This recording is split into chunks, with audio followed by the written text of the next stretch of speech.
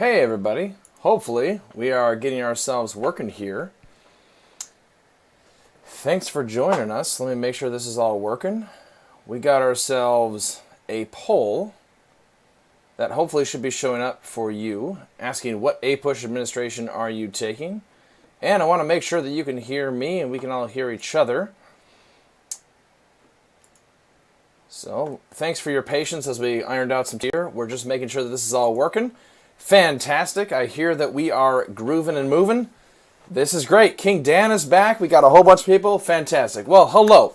My name is Mr. Lagerway, and I come to you from West Michigan, and I am super excited for these APUSH Cram sessions. This is great. You can hear me. This is good. This is good. Typically, we'll start off with some sort of question along the lines of like, hey, if you can hear me, drop some sort of something in the chat, especially emoticons or emojis or whatever you want to call them. Those are great. So this is great. I'm glad the live caption is working somewhat, and I'm glad that the picture within a picture is working. Let's do this. Since I'm trying this sort of new way of broadcasting for the first time, if you can see me as well as hear me, then drop your favorite emoji somewhere in the chat. And let's see if that works. I hear it might be a little bit behind. Eben can hear me and see me. This is, oh, the chat, it's a success. This is so great. All right. Well, we're going to be talking about some APUSH today, so I'm super excited about this. And it should be all working just fine. So, let's dive right in. We got some fantastic emojis coming on in there. We got some cowboys, some... Oh, this is absolutely great. Obviously, the chat is a little bit delayed from what I'm doing here on the screen, but that's entirely fine. I'm glad this is working. Connor's putting in my favorite emoji because he's a literalist. I like this. I like this already. All right. So many of us are not sure, according to the poll, what APUSH administration we're talking about, but let me get into that a little bit later. So, a couple of preliminary items to keep in mind. Remember, we are recording this for later. So if you would like your name not to appear in the recording of this, make sure you change your chat name if you want to avoid that. Just because, you know, maybe you don't necessarily need that to be shown all over the interwebs. That's up to you. And a reminder that you can always follow Fiveable on all of your favorite social media places. If you're interested in following up with the latest Fiveable stuff, here we go. We should be all set. If you're looking for the poll, I believe it is to the right in the Fiveable website. If you're talking about the poll, perhaps. So, we're doing some APUSH Cram sessions. We're here to do AP US History. This is my jam. I love it. I'm really, really excited for this. So, we have Cram sessions usually Tuesdays at 9 p.m. The first couple of sessions, they're all on Tuesday at 9 p.m. There is a weird one on April 1. It's not April Fool's Day, I promise you. And it's going to be, but we have two that week. We have Thursday, plus some more that are happening in April and May. So, that'll be really nice. So that way you have the ability to be able to, well, do what you need to. In terms of, let me just move this around a little bit so that way we can see it a little bit better. We're going to be streaming a lot before the exam. We're here to get you ready for the exam. I think this should be a great time together. So just so you have this on your calendars, marked it and ready to go. What are we doing in this stream? Well, in this stream, we are going to be looking at some frequently asked questions from the Fiveable Discord, which is hopping, I hear, and that's always good to know. We have our fantastic TA, Thomasina. She is watching the Discord, and she'll be engaging with that after this as well. So props to her. She's fantastic, and she's going to be helping us out and helping you folks out, because that's what this is all about, right? So we're here to review practice questions. We're here to review the content. We're here to get you ready for the exam and make sure that all of your questions are getting answered along the way. So we're going to go over Units 1 and 2 today. And we'll talk about the dates and what that all means in just a little bit. There's going to be some Q&A throughout. And this means both I'm asking you questions and you're asking me questions. So it should be all set. Thanks for bopping on over to this stream and for making it all work. Again, if you're just joining us, hello. My name is Caleb Lagerway, and I am the APUSH streamer for Fiveable this year. Doing these Cram sessions. This is going to be great. So let's dive into some of the content as well as your frequently asked questions. Some people were asking, what are the changes to the exam? What should I expect on exam day? All right, we'll get to that in just a second. I got a couple slides about that that'll sort of explain some of that stuff. So we'll talk about the different kinds of exams. How will these cram sessions help me to pass and get a 5? I mean, we don't call this 5-able for nothing, right? We don't call it 3-able or 2-able or 1-able. Our goal is to help you pass, obviously, but man, our goal, the ultimate goal, is to get a 5, right? And so how will these cram sessions help you? Well, first of all, it's to build confidence. It's to build community. It's to do this together, right? It's all of us versus the exam, as you may have heard the other night during the 5-able opening session, right? So we're going to do this together. We're going to be able to get it. I mean, confidence is half the battle, one might say. So we're going to be doing that. Plus, we're going to be reviewing all of the units, all of the content, to make sure we're all up on that. And then we're going to be doing some practice questions along the way to make sure that we get ourselves some good practice like you play and play like you practice, right? So we're going to make sure that you have all your exam questions ready to go for the exam. That's how it'll help you. Plus, we also, some of us are discovering, oh, that's what 5-able means. This is great.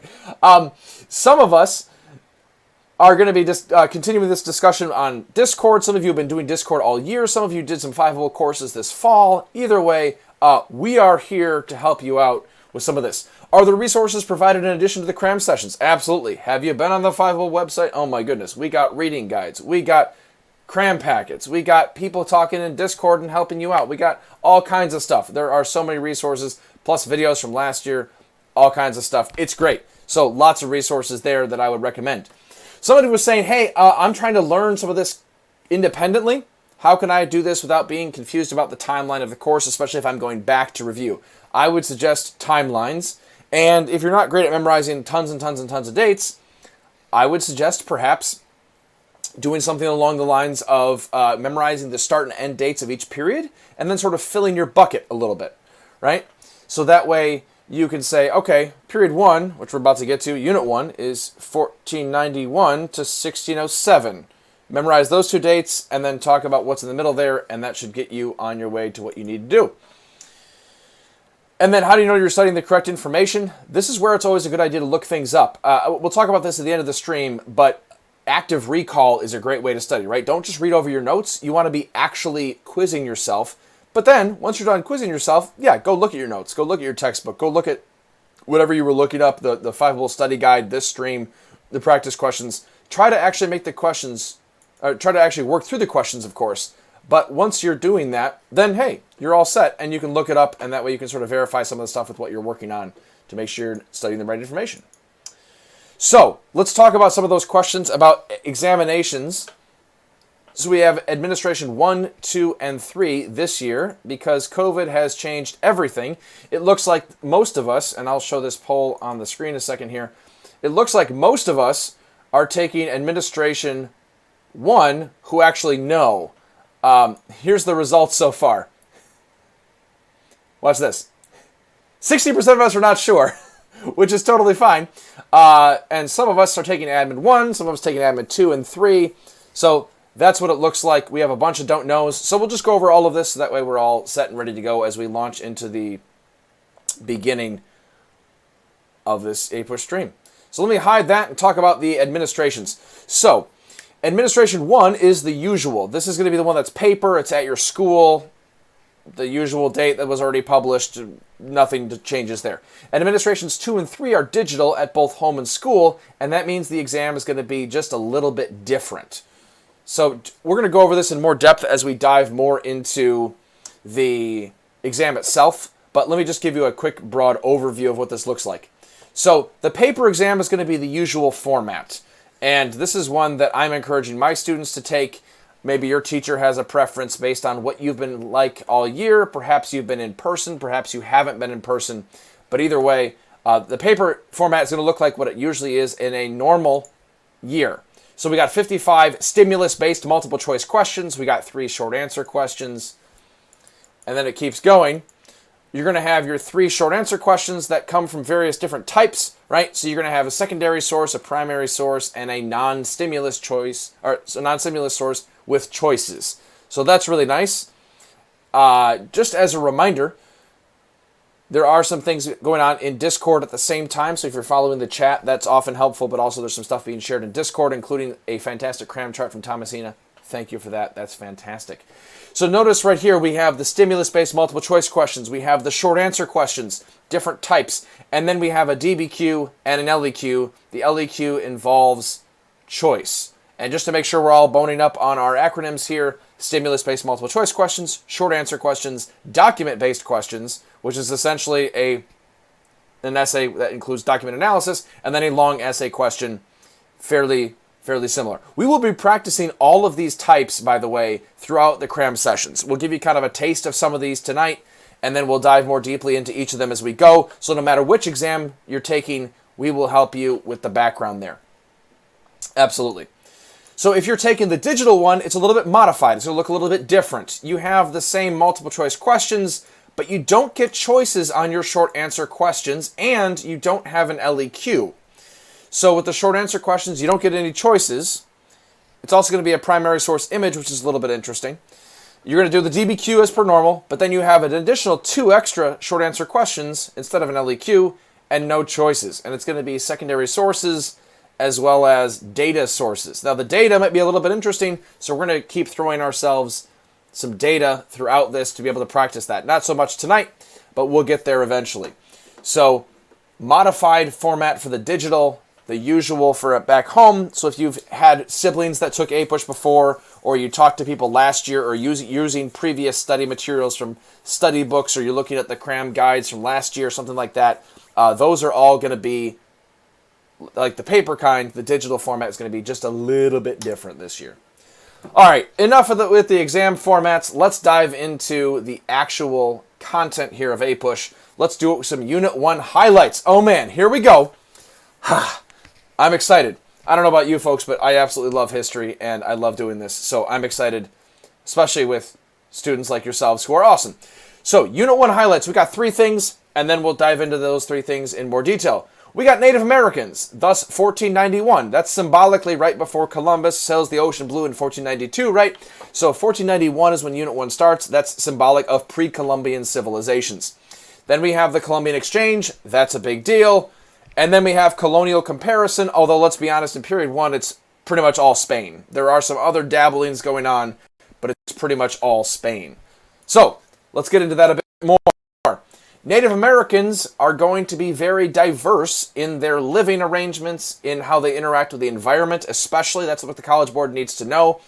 And thus, this giant, nice map from Wikipedia that shows different places where Native Americans are living and the different kinds of cultures that are going to be related to this.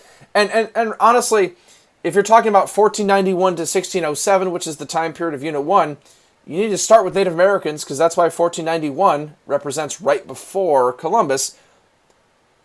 And I know you folks have all paid attention in your APUSH classes all year, so you're not going to fall into the classic trap of, well, Native American civilizations were all the same, and they all had headdresses, and they all dressed like Plains Indians. Like, that's the stereotypical, and mildly racist, one might say, depiction that has lasted in American memory. In reality, Native Americans or indigenous peoples in the Americas were very diverse in their living arrangements based on where they lived and how they interacted with the environment.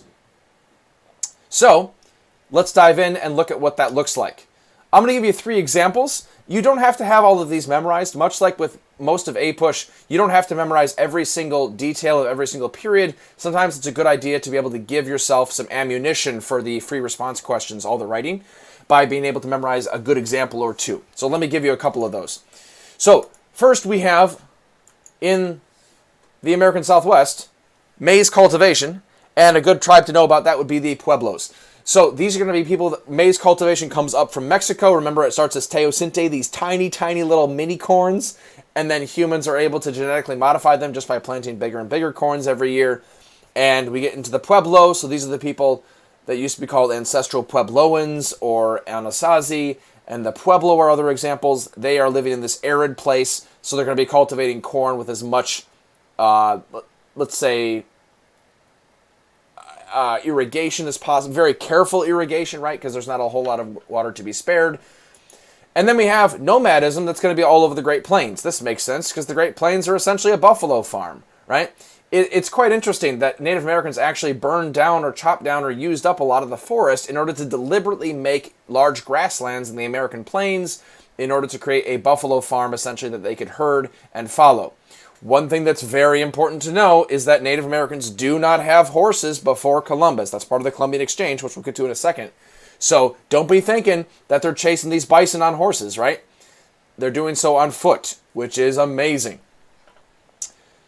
So that's pretty cool. So there's different types in different areas. A couple other ones, hunting and gathering, the Shasta, the Cherokee, but this is in the Northwest. Think modern-day Seattle and Washington, Oregon area, as well as in the Southeast. So think modern-day Georgia, South Carolina, etc. They're going to be hunting and gathering. It's a little bit more plentiful. It's a little bit more foresty and some meadows, but it's not like Great Plains, right? And then lastly, just one more example, we have agriculture, heavy agriculture. So now we're talking about the Southeast, the Mississippi, the mound culture, the Cherokee, the Creek, etc. And regardless of which ones you decide to memorize, the big deal here is Native Americans respond to their environment, right? So where they live is going to determine how they live and how they make food, and it just makes a lot of logical sense. So you have some options there. Just thought I'd throw those in front of you for Native American diversity. Something else we need to talk about before we get to the Colombian Exchange itself is European motivation and means. So why do Europeans come here and how do they get here? A couple of items to talk about. First of all, there's the Crusades. That's the religious motivation. And there's also capitalism. That's going to be the money motivation. So the Crusades say, hey, Protestants, Catholics, they're both going to be against the Jews. They're both going to be against the Muslims. And they want to be able to make as many converts as possible. So let's go spread. Once Columbus discovers America, that's probably a misnomer, right? Once he bumps into the Americas, they want to convert all these people. But they also want to make a whole lot of money. Europe is going through a transition away from feudalism into capitalism. So there's an opportunity for people to make money. Sugar cultivation is going to be a big part of this. As you can see right over here, we got ourselves some sugar cane. We also have sugar in the candy next to, that's the emoji right there. So they're going to be making a lot of money. Unfortunately, sugar cultivation is going to involve a lot of slavery and enslaved people. The Reformation is going to lead to conflict and competition between Protestants and Catholics. There's also the Reconquista. Remember, Spain is reconquering the Iberian Peninsula, taking it back from the Muslim Moors. And so once they decide to conquer all of the Iberian Peninsula, they decide, why can't we just keep going further and further? And thus the Crusades and capitalism and competition, all that stuff starts to sort of boil over into the New World as well. And there's the famous 3 Gs. The 3 Gs, ooh, I know this is a little bit delayed, but perhaps we could talk about this in the chat. Anybody know what the 3 Gs are? What are the 3 Gs that motivate Europeans, although it's specifically going to be Spain at this point? The 3 Gs. Golf, gallstones. Ah, looks like many of us have it. Yeah, a lot of us are talking about God, glory, gold. All right. You folks have proved yourselves. I like it. So we got gold, glory, and God. Ooh, lovely. See, you folks can calm down. You got this. You already know that. So I'm really glad that this is going well. I'm glad everyone is spamming the chat with good answers. So this is really good. Yes, gold, God, and glory. And sometimes the order is a little bit debatable, shall we say, right? There's a lot of greed that gets involved, and sometimes it's not necessarily going for, hey, I'd like to spread my religion. It's more like, I would like to make money, and I'd also like to make myself look good. And, you know, some of those are a little bit more sketchy than others. So, yes. All right, some of you remember that from AP World. That's lovely to see. Alexis, I love your invention of gumballs, gerbils, and George. Fantastic 3 Gs. So how do the Europeans manage all of this? Well, there's a lot of stuff going on in Europe that means that they have the means to be able to get over to the New World and trade and make it profitable. Some of it's new shipping technology, things like the caravel, right? The new Portuguese kind of ship. They also have things like the astrolabe and the compass. So we're talking some Chinese technology that's brought over to Europe that enables them to navigate a whole lot better. And then Latin sales. I mean, those of you that took AP World already, you know all about these things. We're just talking about new shipping technologies and new navigational technologies that enable this to happen a whole lot better. Joint stock companies enable people to pool their resources together so that way they can send people across the ocean, and then that enables them to make more money. Things like Jamestown would not be possible without plenty of people. Now we finally get to the Colombian Exchange. So, the Colombian Exchange. What is it? Well, a handy short definition here. Let's just say this is transferring goods, diseases, ideas, and people between the Americas and Europe. And obviously you can see from this particular chart that there's a whole bunch of different examples. I'm kind of curious, and I was going to put this into a poll, but then we only have 4 options, so it doesn't quite work too well. So I'm curious, and you can put this in the chat. What is your favorite item from the Colombian Exchange? Maybe it's a favorite because it's a yummy food. Maybe it's a favorite because you just like talking about it on all of your short answer questions. Maybe it's a favorite because you think it's the most influential at all. Alexis is talking about germs, and that's absolutely part of it. Not good. And yes, the AP World gang should know about this. So this is a little bit of a review pop quiz for some of you. So what is the one that you always mention from the Colombian Exchange? A lot of you are mentioning, a lot of you like horses and chickens, chocolate. I mean, some of this stuff really blows your mind, right? Like the fact that there were no tomatoes in Italy before the Colombian Exchange. What? How did they make pasta or pizza? There were no potatoes in Ireland. This is just crazy, right? There was no. I just can't get over that. No tomatoes. That's just crazy. Horses are a really big deal, right? There were ancient horses in North America a long time ago, but they died out, and the Europeans bring over horses, the modern horses at least. Sugar is super valuable. Some of you really like wheat, and because you like cake. Hey, I'm right there with you. I always like to mention potatoes because there was this meme that I've seen all over the internet sometimes that talks about like, oh, have you seen that book, the history and social influence of the potato? How could you write a whole book on that? I've actually looked at that book. It's a good book. You could also read an interesting article by J.R. McNeill, one of the fathers of world history, that talks about what if Pizarro hadn't found potatoes in Peru? Turns out potatoes, very, very important in world history. Partly because they're so complex, they have lots of different kinds of vitamins and minerals, and they can keep you alive. But also, they grow under the ground. So if you say you're a German peasant in the middle of all those wars that happen in Central Europe, the marauding armies come all over the place and they trample all your crops, but then suddenly you still have your potatoes because they're underground. The crops didn't get trampled, they didn't get trampled, and they didn't get taken. So there you go. Very, very useful. Obviously, you shouldn't rely on those just potatoes, as Ireland finds out later, but just giving you some examples. So you folks have given a whole bunch of examples. I think we got all of these. A lot of those. One of the most important ones that we haven't quite mentioned yet is going to be smallpox, as well as plenty of other European or Afro-Eurasian, if you want to use the AP World term, diseases. Remember, the Americas have been separated from Afro-Eurasia, aka Africa and Europe and Asia, for a long time, so a whole bunch of diseases are going to go this way. Malaria, yellow fever, smallpox. This is not going to be good. This is going to lead to the Great Dying, and it does not go well. So, let's talk about Spain with a little bit of a deeper dive. And let me ask you this question. What am I looking at in this image? What would be the image of Spain? Throw it in the chat if you think you know why I chose this image to talk about Spain or what this is. Let's see here. So we're taking a deeper dive into Spain. What are we looking at here?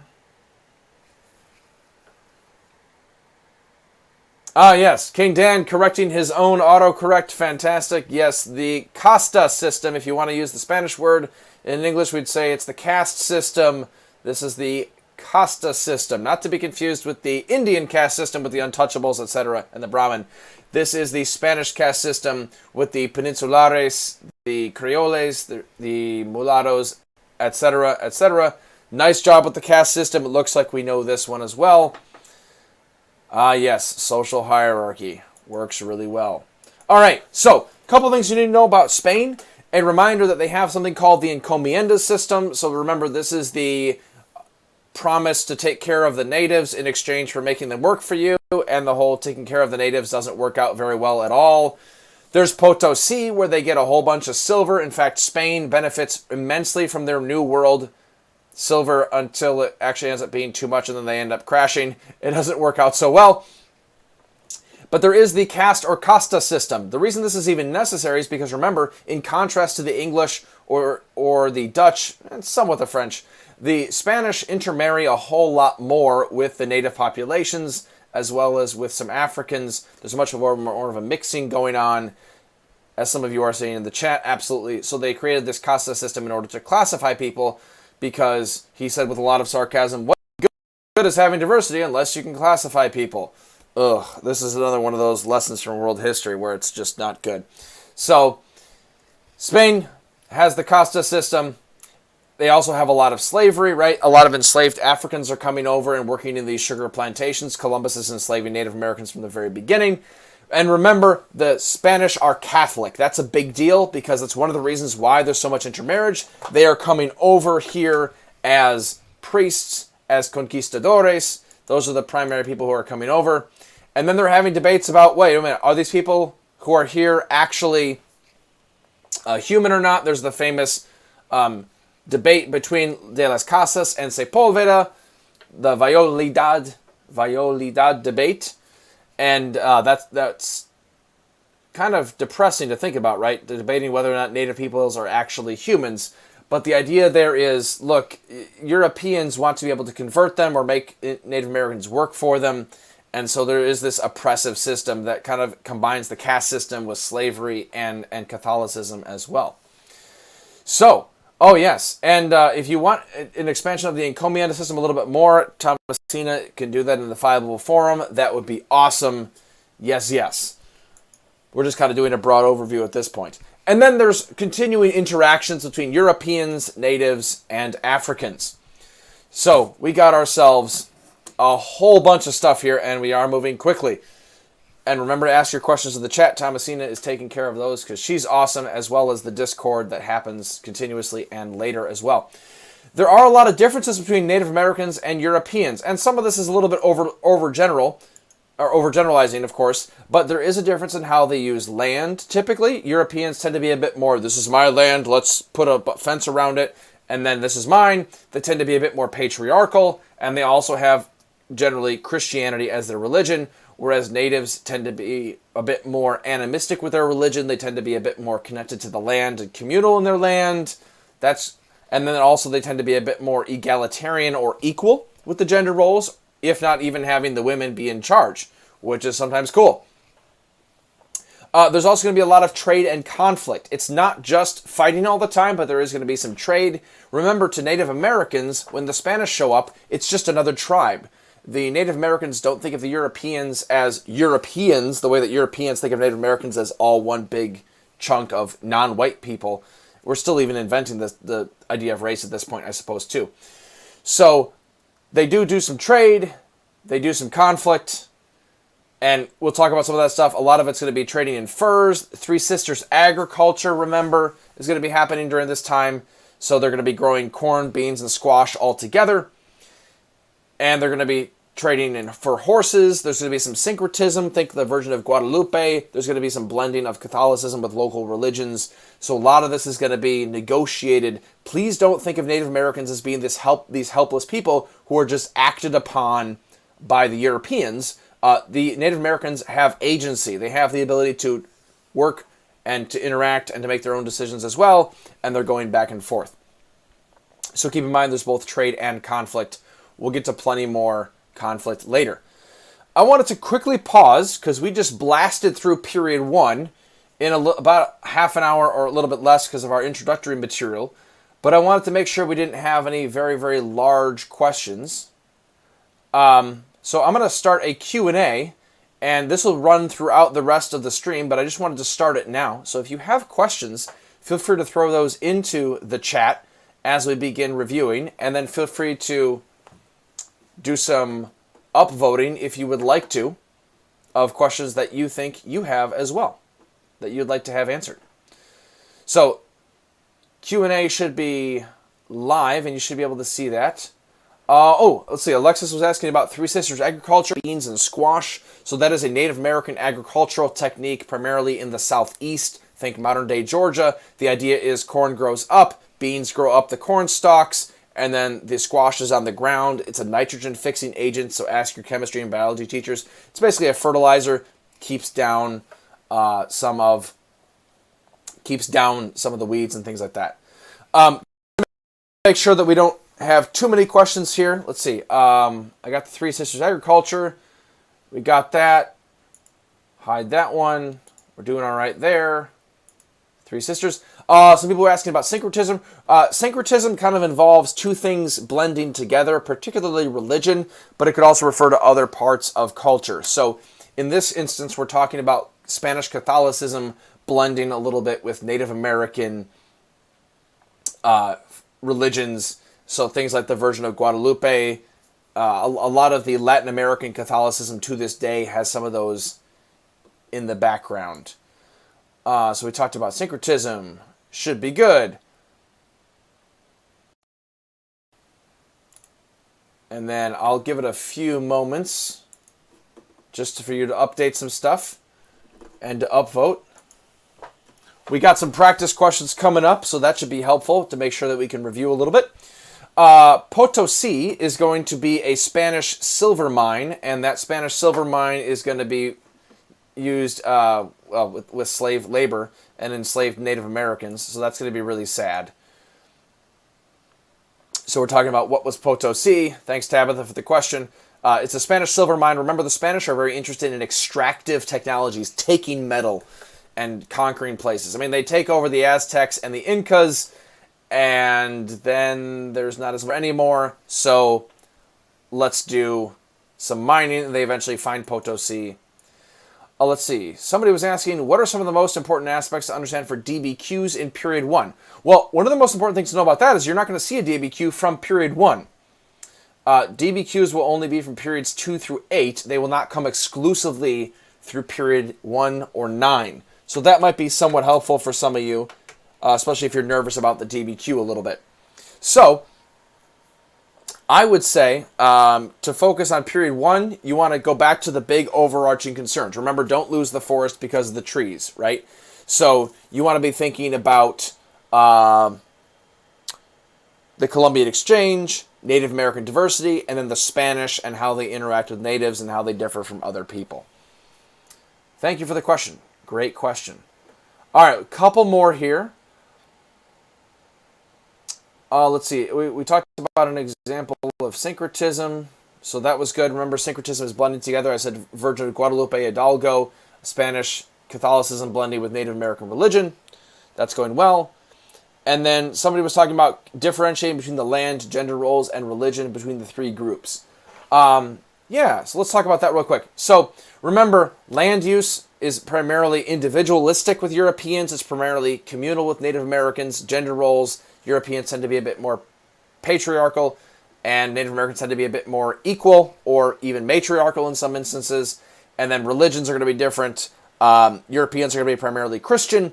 Africans who are coming over involuntarily through the transatlantic slave trade are going to be sometimes Christian converts, sometimes they're going to be Muslims, sometimes they're going to be local religions, and so there's going to be some mixing of religions. You're going to see examples like Santeria and Voodoo and things like that in the Caribbean as the religions start to blend together a little bit. All right, I'm going to leave this open so that way you can continue to ask questions and upvote ones that you think are useful. But let's move on to some practice questions and some document analysis just so we don't run out of time to get through period 2. So in my class, we use the HIPPO acronym to remember how to analyze documents. Maybe you use HAPPY, maybe you use HIP, maybe you use something else like that. I'm just going to use HIPPO for right now, so that way we can talk about how to analyze these documents. So here we go. HIPPO stands for historical context, intended audience of the author, the point of view of the author, the purpose of the author in writing the document, and outside evidence, which you need multiple pieces of outside evidence in your DBQ, so that would be a good idea. This just means use the document to think about other sorts of vocab words that you can drop somewhere in your essay. So this is HIPPO. Let's dive in a little bit and talk about an example of this. And yes, thank you for sharing the HIPPO in the chat. One piece of advice that I always give my students is this. IPP kind of needs to go together. It's really difficult to say just one of those because you only have to choose one per document, right? I mean, that's allegedly what it is. But if you're not using IPP together in a sense, then you're not really describing it well enough to earn a point. You're not really telling them anything useful. We'll get there in just a second. So, here's a sample document. Let's read through this together a second, and then we're going to use this for multiple items. So, first step, let's look at the source. Always a good idea. Bartolomé de las Casas, priest and historian, a short account of the destruction of the Indies, 1542. So, I know de las Casas, you know de las Casas. He happens to be a Catholic Spanish priest who takes the side of Native Americans and tries to make their life better. He argues that they actually are humans as opposed to the Sepulveda. But let's say you didn't know this guy. At least you would know the date, 1542. You're like, oh, this sounds like period 1. It sounds like it's probably involving the Spanish because the English aren't around yet because there's no Jamestown in 1607 plus. So you got options. Here we go.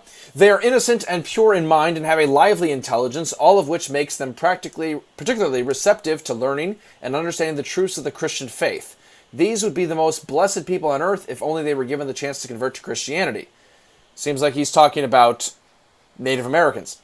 It was upon these gentle lambs that from the very first day the Spanish felt like ravening wolves upon the fold, or like tigers and savage lions who have not eaten meat for days. Oh my. Okay.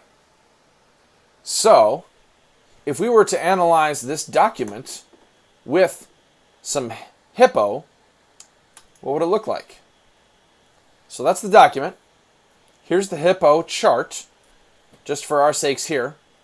Historical context. I'll just kind of give you an example of what it looks like. The historical context, you could talk about the Reconquista. So there is a religious excuse for domination of people. Because remember, de las Casas is Catholic. Spanish are Catholic. The Reconquista is Catholic people taking back land in Spain. And so, yeah, it seems like this is an extension of that. There's the Spanish encomienda system. Again, the idea that the Spanish should rule over the natives. Spanish conquistadors taking over, killing Native Americans, all that kind of stuff. That sounds like it would be part of the historical context. And then let me just quickly show you the IPP a second. If you were to say that this was written to Spanish officials, would that be enough to get you a point there? I'm not exactly sure. If you say he's trying to advocate for native rights, well, yeah, we can tell that based on, reading the document. And it's written to Spanish officials because it was written originally in Spanish, and he's a Spanish-sounding name. I'm not sure you've said a whole lot yet. But if you talk about how he's trying to convince Prince Philip to be able to, he wants to convince Prince Philip that natives need to be protected because that is his point of view. Well, now you've said something, right? It's always a good idea to use some outside evidence in the midst of this. So if you're able to mention things like Catholicism, or you're able to mention Prince Philip, that's awesome. But even if you can't, talk about the purpose. Why is he writing this? And then what is his perspective on all fairly useful for you? So he's denouncing Spanish oppression. He's trying to say the natives need to be pitied, but it's also a little bit paternalistic, right? Yeah. He's looking down on them. He's sort of saying, oh, these poor natives, they need all the help they can get. Now, we could use that exact same prompt for some practice multiple choice questions. Hey, look at this. We got a 2-for-1 special for you. You're welcome. So here we go. Let's take a look at question number 1. So my question to you is, what's the answer here? Is it A? Is it B? I'll put up a poll for you in just a second. Let me make sure this works.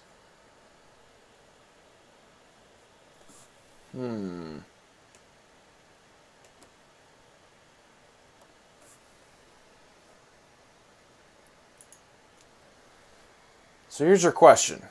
Do you think it's A, B, C, or D? Which of the following groups would most likely have opposed the position of De las Casas as expressed in the excerpt above that we already talked about just a little bit? Do you think it's A, B, C, or D? Which of the following groups would have opposed the position of De las Casas? Who's most likely to disagree with him? Looks like some of us are changing our votes. It's not very close, folks. We have 86%. Oh, it's 85. Hold on. Now it's 82. Now it's 80. Now it's 81. It's going up and back and down. All right, just for sake of time, I'm going to move on. The answer is letter C. All right. Let me hide this so you can actually see what you're answering. Nice job to the 80% of you that got it right. If you didn't get it right, hey, that's why we do this practice, right? You want to get it wrong now. Spanish landowners in the Americas. Why would Spanish landowners disagree with De las Casas? Because De las Casas is arguing for more rights for natives, whereas the Spanish landowners are going to be wanting to exploit the natives for their own gain. This could be an encomienda system. This could be just straight up enslavement, something like that. Question number 2. The situation that De las Casas describes resulted in which of the following? So this one is not talking about who disagrees. It's talking about what might this create. Let me open this and show this. Question 2. What do you think? A, B, C, D.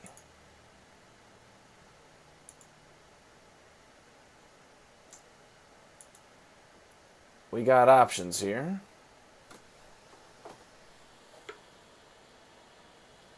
Does it result in the transatlantic slave trade? Does it result in intolerance of intermarriage? Does it result in a decreased interest in Indian conversions? A decrease in the volume of the Colombian Exchange?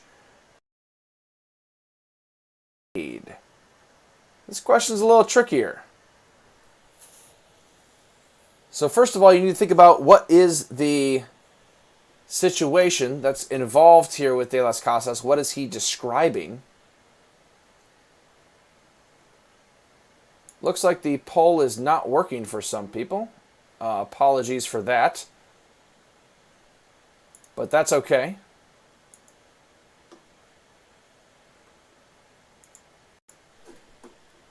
You can probably just think about this yourself. Looks like we got it in the chat. A lot of people are saying A, and it turns out the answer is A. Nice job, everybody. Nice job. The answer is A.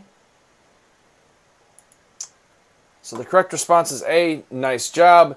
Why does it lead to the transatlantic slave trade? Because if all the natives are dying, then the transatlantic slave trade is going to be needed by the Spanish, so that way they can have a replacement for all the natives that they've killed.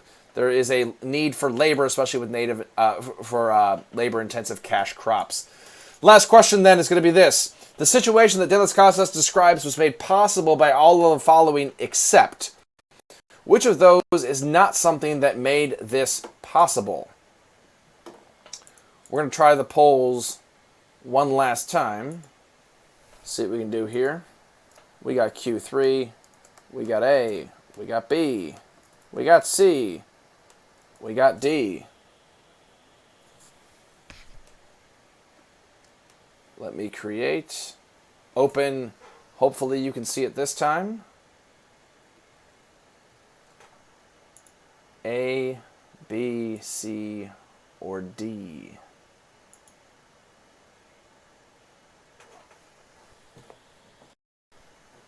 Which of the following was not something that made this situation possible? I'm glad it's working this time. Thanks for letting me know. Appreciate your feedback here. Let's give you 5, 4, 3, 2, 1. And here are the results. The correct answer is D, and many of you got that. Nice job. Nice job. The correct answer is D, because the development of the caste system happens later. This is getting causation a little bit confused. All right, we don't have time for all of this, all the practice questions, but I wanted to embed some of these into the slides and also help you with some practice questions later. So if you wanted to address some short answer questions, you could perhaps look at this one. Could you answer a specific motivation for European exploration or colonization? Could you describe an effect of European exploration on the indigenous peoples of the Americas? Describe one effect of European exploration on Europeans. Well, interesting. So that kind of summarizes some of what we've covered in Unit 1 so far. We got options. We will get to some of this is obviously covered in the content we did previously in the video. We will practice plenty of SAQs in the future streams. I just wanted to ease us in with some multiple choice, and we'll do some short answer questions with period 2.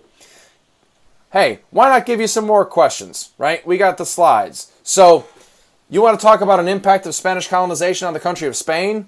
There you go. You want to talk about a specific impact of Spanish colonization on Native Americans?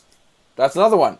Or a specific impact of Spanish colonization on other European countries, aka jealousy, right? You got options. I'm trying to give you a lot of different options for practice questions if you want to review some of the stuff we just did. And then here's a final SAQ for Unit 1. Describe a way in which Native Americans interacted with their environment. Describe a way in which Native Americans resisted European colonization. And to describe a specific way in which Native Americans adopted aspects of European culture. So we're talking some assimilation, that kind of stuff. Again, this is all, the content is covered previously in the video, so if you're getting to this point and you're like, wait a minute, what happened? Watch the replay, of course, later if you'd like to, but these are some, I'm not assigning you homework, that would be terrible.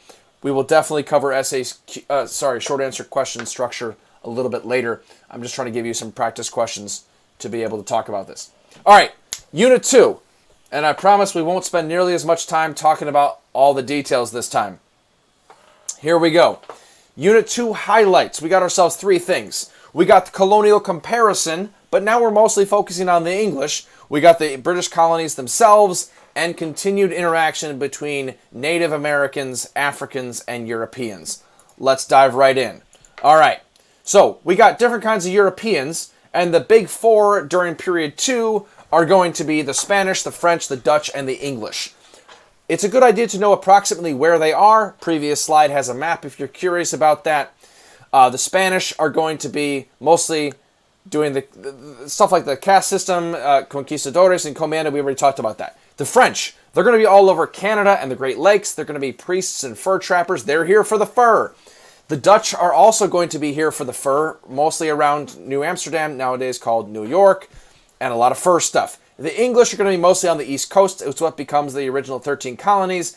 And they have many more settlers, a lot of religion, a lot of land. They are not interested in intermarriage. The Spanish intermarry, we talked about the caste system. The French and the Dutch are going to have some intermarriage because they come over as single men a lot of times, right? Priests and trappers, etc. And they often assimilate into the culture a little bit more, whereas the English, not so much. So period 2, why does it begin in 1607? Why does Unit 1 end in 1607? And why does Unit 2 begin in 1607? What's the important thing that happens? Some of us are talking about that in the chat, by the way. Why 1607? What's the big deal? Why does it lead us to start this whole thing? I'll give you a hint. It has something to do with the English colonies. Let's see what people are going to put into the chat here. We're putting some resources there. That's fantastic. Thank you for sharing the slides, which should be available underneath this video. Ah, yes, Jamestown. Nice job. 1607 is Jamestown. And someone asked, what's a trapper? A trapper is going to be someone who is trapping animals for their furs. So all kinds of fur. All right. So let's dive a little bit deeper into the English colonies themselves. Jamestown is the first permanent English settlement. Michelle, nice job. I appreciate the fact that you included all 4 of those. Jamestown, first permanent English settlement in North America, right? There are the Spanish have existed before. The English came over with Roanoke. But this is the first permanent English settlement in North America. So here we go. Let's talk English colonies, shall we? We got first the New England colonies. New England colonies. These are going to be characteristic of where they are geographically as well as who settles them. So we got Puritans, we got Pilgrims, we're talking religious dissenters. It's going to be a lot of small towns, high literacy rates because you got to be able to read the Bible. A lot of them are very interested in families, and they settle as families, thus another reason why they don't intermarry nearly as much. and they're going to be interested in agriculture and commerce, but a lot of this agriculture is subsistence agriculture, aka make enough for yourself and that's about it, because there's sort of rocky soil up there, the growing season is shorter, so it's going to be some corn, some beans, some fish, making some rum eventually, but we're not talking labor-intensive cash crops, thus eventually why these colonies are going to have fewer slaves, or fewer enslaved people, excuse me, than some of the lower ones. We then move to the middle colonies, which is where we start to talk about places like New York and Pennsylvania. They're going to be very tolerant and have a lot of diversity. You're going to have the Dutch, going to have the Quakers. They're very peaceful. And then the Scots, Irish, and the Germans, they're going to be settling there as well. And so they're going to be pretty open to different kinds of religions. Think of the the William Penn and the Quakers settling in Pennsylvania. They don't really care where you're coming from as long as you are able to contribute to the economy. This is the breadbasket of the colonies. The growing season's a little bit longer. The soil's a little bit nicer. It's a little bit warmer. They grow a lot of wheat, a lot of cereal crops. Then we move down to the so-called Chesapeake colonies. Remember, Chesapeake Bay is going to be this area that the arrow is pointing to between Maryland, Virginia, and Delaware. They're going to be all about tobacco, which means they're going to have indentured servants, the headright system, a lot of enslaved persons. This is where Bacon's Rebellion occurs. It's less religious. It's more about making money. Fewer families, rich soil, and plantations, which means labor-intensive cash crops. Oh, labor-intensive cash crops. This means a lot of enslaved people. There you go. And then as we move further south, this becomes an even bigger deal, right? So then eventually we get to the southern ones as well as the West Indies, think Barbados. A lot of rice, indigo, and sugar. Remember something that cotton comes later. Yeah, but some of you are very excited about Chesapeake Bay because that's where Lafayette is waiting, right? Especially if you're a Hamilton fan. The problem with cotton as an answer is that it doesn't come around until later. So we get rice, indigo, and sugar. There's even some tobacco in Chesapeake Bay after John Rolfe steals some from the Spanish. But we're not going to talk about that until cotton until, let's say, period 3, especially period 4. Some of us were talking about the headright system. Remember, that's people coming over and being able to bring other people with them, so then they all get land in exchange for bringing over more people. So the idea is there's always a labor shortage in the Americas early on, especially when it comes to labor-intensive cash crops in areas that grow that. Down south, there's going to be lots of slavery, but they're going to use the task system. So this is the idea that there's a little bit more autonomy for some of the slaves. So if you are done with your task for the day, then you may do some other stuff. And there's also syncretic belief systems. This is where we get more of the blending of religions, as we talked about already. So Christianity maybe blending with some local religions, maybe some African religions. We get voodoo, Santeria, those kinds of things. A couple examples for you there. So again, don't lose the forest for the trees, right? We're doing a broad overview here. So absolutely Hamilton has enough APUSH content that it could help, but save it for next time, folks. That's period 3. We'll do some wrapping next week. So yeah, if you know some Hamilton, get ready. We're going to have a fun time next week with period 3. So don't lose the forest for the trees. Unit 2 is all about comparing different European colonies, but then you also do a deep dive into the English colonies and be able to compare some of those. Absolutely. Now, what do they all have in common? I mean, it's not just that they're different. What do they have in common? So we got ourselves mercantilism. Remember, mercantilism is the idea that the British are in charge. The British are the ones that get to decide all the trade laws. The colonies make raw materials, and then Britain makes the finished goods. You want to have a lot of specie. You want to have a lot of gold and silver. Not a lot of trade with enemies like or rivals like France and Spain, things like that. So that's mercantilism. We'll get into that a little bit more next time as well. A lot of self-government, right? So a lot of self-government is going to involve things like the House of Burgesses town in Virginia, the town meeting up north, and they all are under English. So that means that they all involve the rights of Englishmen. They're all going to be under Parliament, and so they're going to have a lot of things in common after the Glorious Revolution, especially when they get a few more rights in that way. They're all going to speak English. They're all going to be basically Protestant. England is a Protestant country. There are some Catholics, of course. See, like Maryland Toleration Act under Lord Baltimore, etc. And they're all going to have conflicts with natives, as well as some slavery The culture is relatively similar as well. Think of things like the First Great Awakening that spreads. That's more period 3. We'll talk about that later. The Enlightenment, and then also a print culture. So they're all going to be corresponding with people across the Atlantic, and that's, George Whitefield, First Great Awakening. But again, much later with period 3 and the road to the American Revolution. Alrighty. Let's move on here. A little bit more of a deep dive into mercantilism, since some of us are asking about that. What does mercantilism look like? What are some of its key characteristics? Well, it involves trade, as you can tell right here. So, first of all, you need to have a positive balance of trade. You want to sell more than you buy. You want to collect specie, that is gold and silver. You want to make sure that you have finished goods that are more expensive than raw materials, aka the mother country benefits and the colonies suffer. This is a long-term drain on the British North American colonies, thus one of the reasons why they revolt eventually. And mercantilism is enforced in British North America by the Navigation Acts. The problem is, it's really expensive to enforce, so initially they don't enforce it. There's some smuggling involved, and there's this thing called Salutary Neglect, a policy of the British where they say, we're kind of okay with you just doing your own thing. Let's leave it alone for right now. So, that's mercantilism. Kind of a deep dive into economics, I suppose. But I would know mercantilism, especially because of the stuff on the right-hand side of the screen that leads eventually to the American Revolution. Oh boy. Better know that. But, more on that next time. Lastly, we talked a lot about interaction. So this is going to be involving trade as well as conflict. So trade is going to involve a whole bunch of stuff, many of which we've already talked about. So there's the triangle trade between Europe, Africa, and the Americas. There's going to be a trade in fur. There's going to be a lot of trade in slavery. Remember, there's a difference in what slavery looks like by latitude. A lot of trade is going to happen in the ports, especially for slavery. Slave codes get codified during this time. Slavery becomes much more racialized during this time.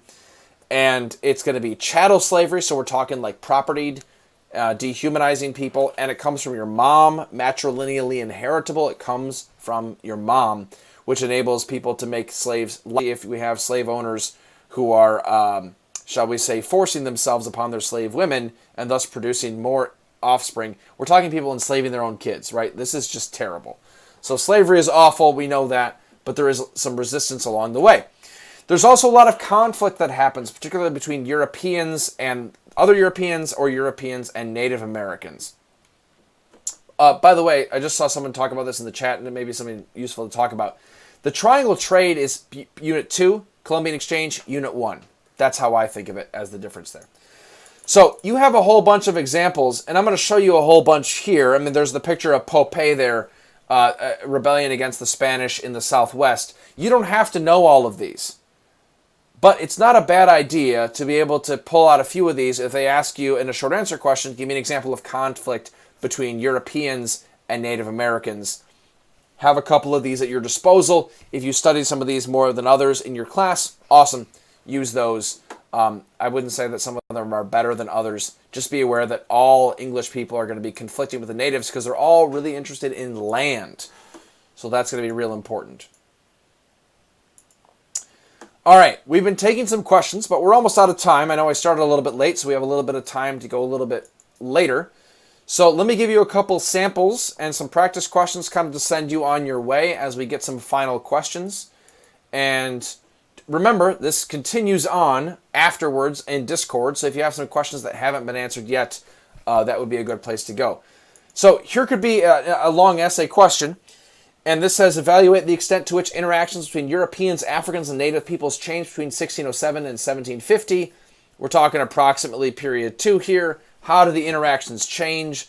One of my suggestions, besides talking about all the vocab we just covered, is you want to think about direction or magnitude for your thesis categories. And by direction or magnitude, I mean, well, this is a CCOT prompt. This is a change in continuity over time, right? So that's one of the forms of long essay questions we can look at. And feel free to absolutely talk about this kind of LEQ in the Discord. Here are just some examples to kind of get you started, right? Did the interactions become more violent? Sure, could be. Did they focus on trade throughout? It was the same. It's always been focused on trade. throughout the whole thing? Consistency. Or did it have increased imperial control? That could happen. Was there consistent resistance or constant resistance? Something like that. So we have a lot of different options, but again, making some sort of argument about the long essay prompt itself is a good idea. We'll practice that more later. For those of you that are loving on the triangle trade, here's an example SAQ if you'd like to go about this. Like, what's a cause of the trading patterns? You could talk about greed, you could talk about desire for profit, the rise of capitalism, specific effect of the trading patterns. You could talk about the transatlantic slave trade, the Middle Passage, right? You could talk about mercantilism, something like that. And then a way in which these trading patterns changed during this period. Maybe they became more intense. Maybe they became a whole lot more strengthened. Maybe they became more lucrative. Something like that. It's a way they changed. I'll leave that to you just as an example. The slides are linked below, right? So feel free to practice these as you review some of Unit 2. Lastly, we have some study tips. First of all, I think you should use historical thinking skills. So this means like compare and contrast, like apples and oranges. This means that you want to be able to talk about change and continuity over time. How do things change? How do things stay the same? And also cause and effect. What causes things and what's going to change? What's going to cause and what's going to come from things. Also contextualization. That's not a bad idea to throw in there every so often. We'll get into the writing a little bit more later. I just kind of wanted to lay a foundation today and also talk about the exam, etc. There's not really a specified length for a lot of the writing, right? It's as long, but as you study and use these historical thinking skills, think about what the topics are and marshal as much evidence as you possibly can, right? Remember to use active recall and use Fiveable. I mean, we got resources for you, but you don't just want to read over notes, right? You want to be able to quiz yourself. Quiz yourself. That is the best way to study. And you want to use Fiveable because Fiveable has a ton of resources for you. We're not only talking about Discord, we're not only talking about the slides here and these cram sessions, but you got plenty of other ways to do it as well. Just thought I'd give you a couple of important dates. If you're into memorizing dates, feel free. Got some important dates that could be useful. As we kind of wrap this up here, if you want to talk about some important dates to know, that sounds good. And then lastly, think about some of the big themes like environment and interaction. That's really important. Those are some study tips for you. Last questions. I'm just going to check the questions as you folks were upvoting them along the way. Make sure we got some... Okay, so talking about the difference between the encomienda and the hacienda system de las casas Sepulveda, looks like we're interested in a deep dive into the Spanish, specifically in period 1. A lot of that, yeah. And then some people, so maybe that's a good thing to cover Thomasina in Discord or some other time. That'd be great. And then also, how can we self-study? Well, again, the stuff we were just talking about. And then some people were asking, where should I be right now? Honestly, I think the cram sessions are a really great way to pace yourself, right? So we got ourselves going piece by piece throughout this whole thing. And so we're starting with period 1 and 2. Next we've got period 3. If you take a couple of periods a week, you'll eventually get there. It'll work really well. And we'll do some practice, practice questions along the way. So yeah, if you kind of keep pace with the cram session, that's not a bad way to pace yourself along. Let's see. Yeah, I think we're pretty much good then. So remember, keep the conversation going on Discord. That's happening right now after this. Hopefully you folks found this useful. Thank you for joining us. I had a great time going over this. You folks were really great. You answered some really good questions. Thanks for participating in the polls, asking questions, helping each other out in the chat. Remember, this is a community. We're all in this together. Insert High School Musical song here. And I think you folks have what it takes to be able to do well. So we're going to work our way toward a 5.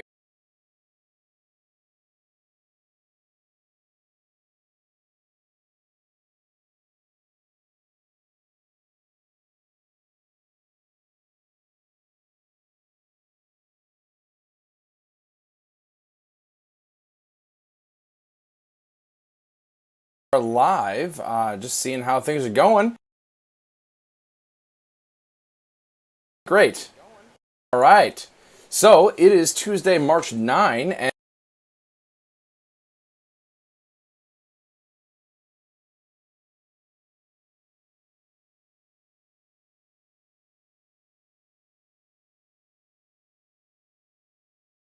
Awesome. Remember our amazing TA Tom.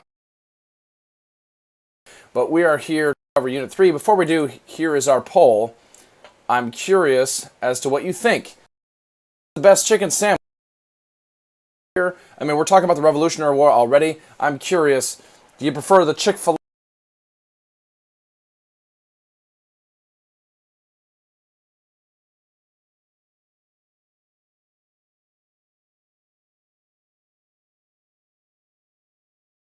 answering McChicken?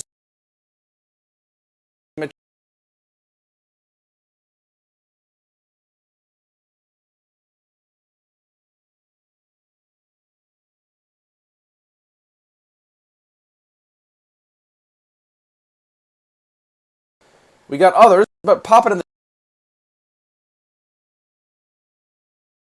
really good chicken sandwiches, especially as we're starting to study APUSH.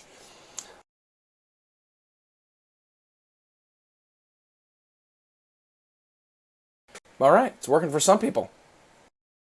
I'm sorry if I'm cutting out very badly. Sorry if it's a little bit choppy. It should have started, though. So, yeah, a little bit overrated for some people. Sorry about that if that's the way it's working. But hopefully we are working all right. I keep cutting in and out, which is not good. All right.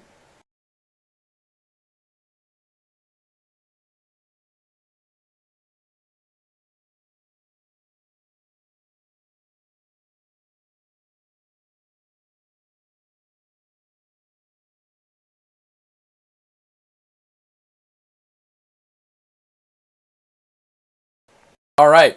So, with that out of the way, now that we have our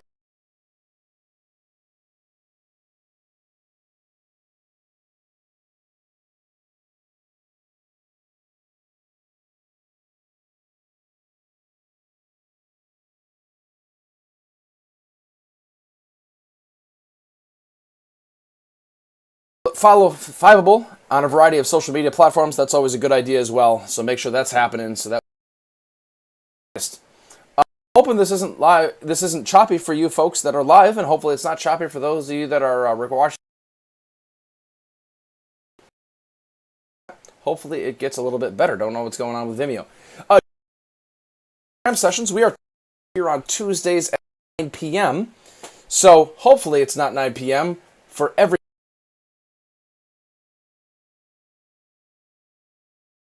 You can see the full calendar with notifications if you click on that link there.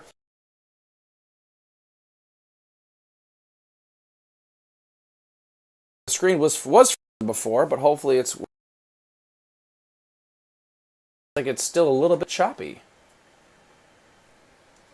So hopefully you can see the Cram schedule right there. Here's what we're hoping to cover tonight.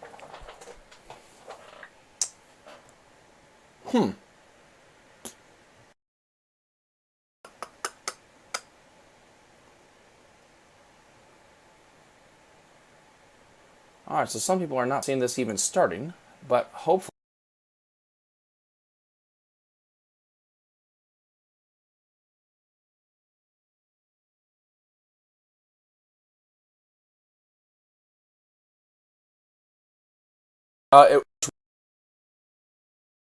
Hopefully it's as a Vimeo that they're able to correct at some point.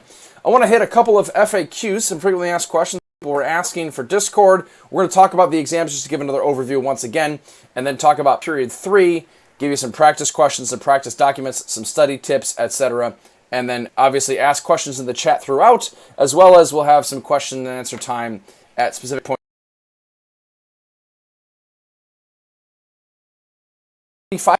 Discord. Somebody was saying, I don't know where to start. How do I overweight figures, events, and APUSH? How can I retain all of this information?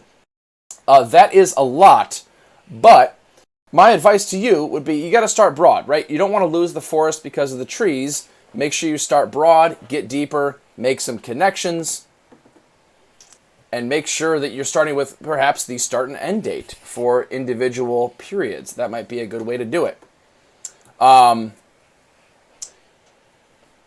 Yeah, might be a good way to do it. I think starting with some it would be a good idea, but I would recommend against that because it's a good idea to be able to learn all of the content. Well,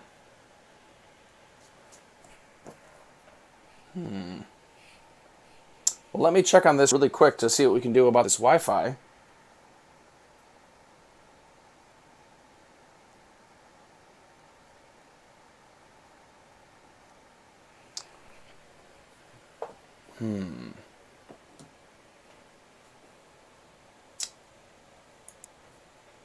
Yeah, I'm not able to restart. My Wi-Fi is not bad.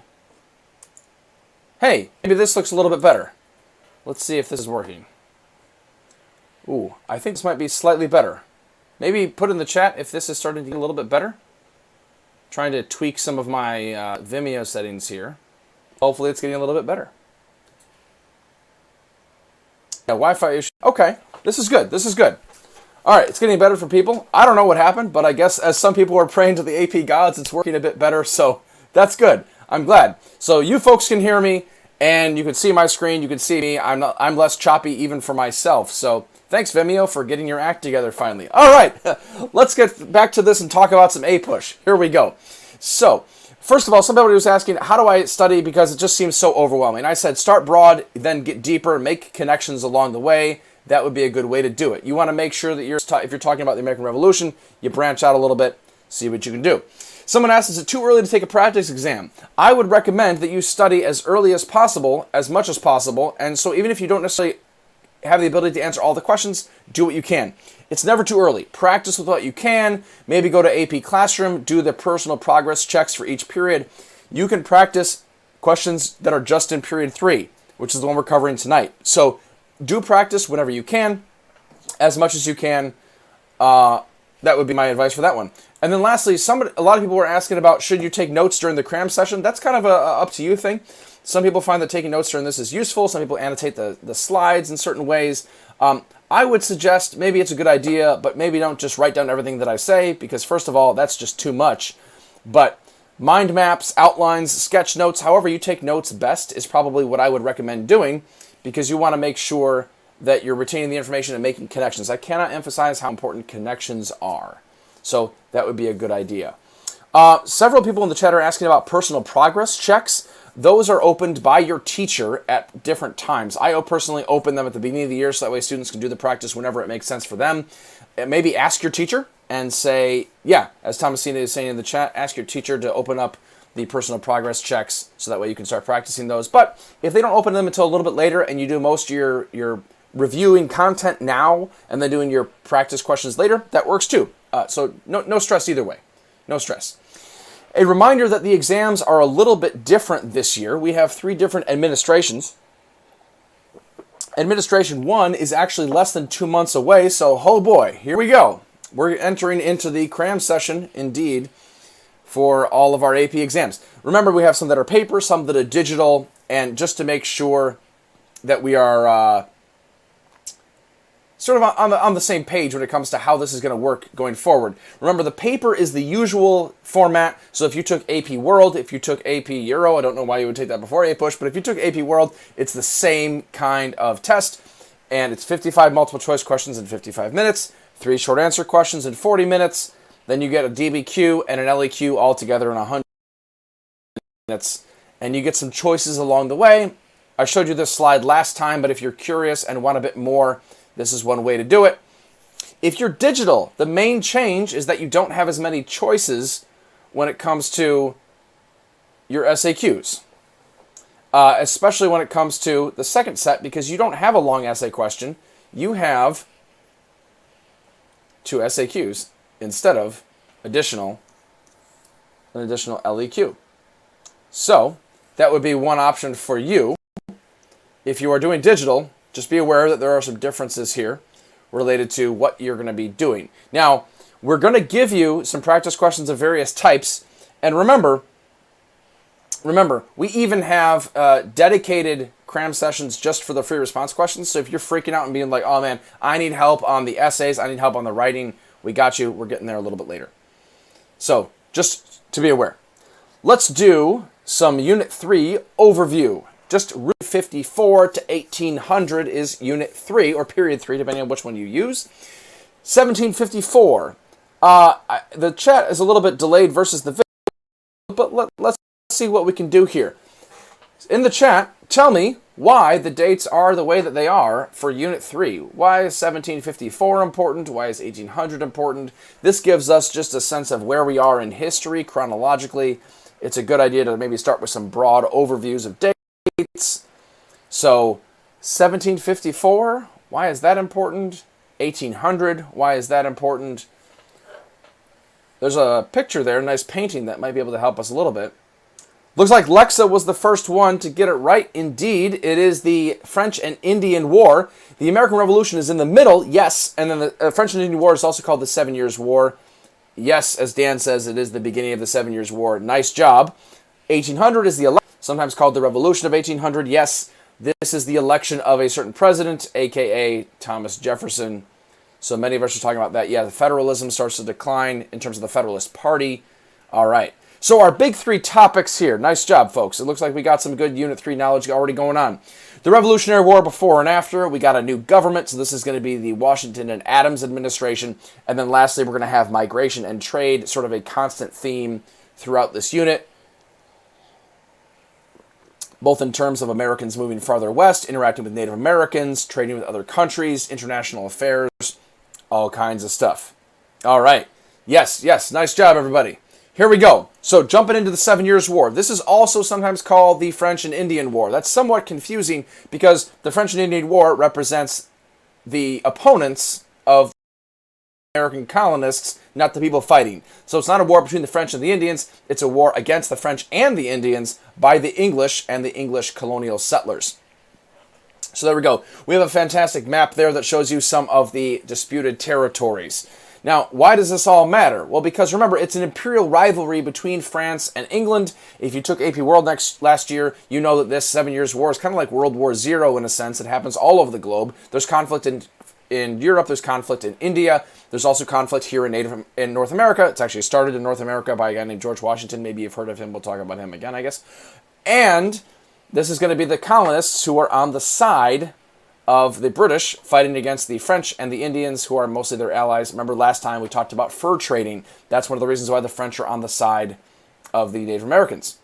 All right. We're also going to see a lot of Native Americans on the side of the French because of fur trapping, but also but they're also interested in siding with the French because English people are stealing their land. English people are notorious for their greediness in terms of land, so that's going to be a problem.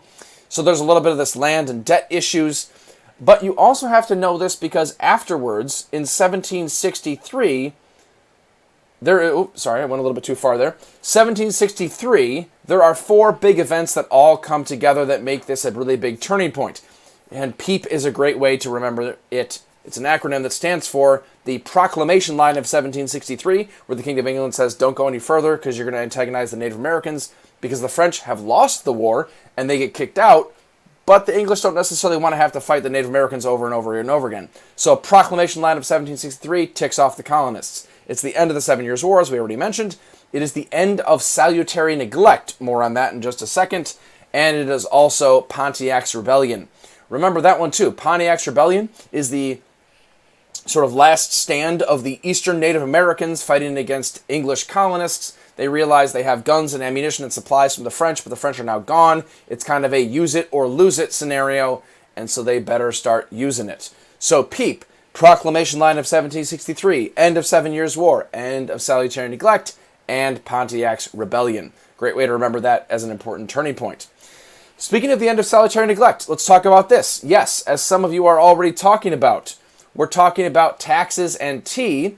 Remember that the United States is not a thing yet. It's the British North American colonies, and they are under control of the British Crown, and there's a policy of mercantilism we talked about last time. Things like the Navigation Acts that say you have to trade only with Britain. Britain gets your raw materials. Britain gets first dibs and things like that. But it's not very well enforced because it's expensive to enforce it, so there's this thing called salutary. Healthy ignoring is another way to put that. Those of you that know Spanish, you know salud or saludable. Or if you know a lot of fancy English words, you can talk about salubrious, meaning healthy. Either way, salutary neglect, healthy ignoring.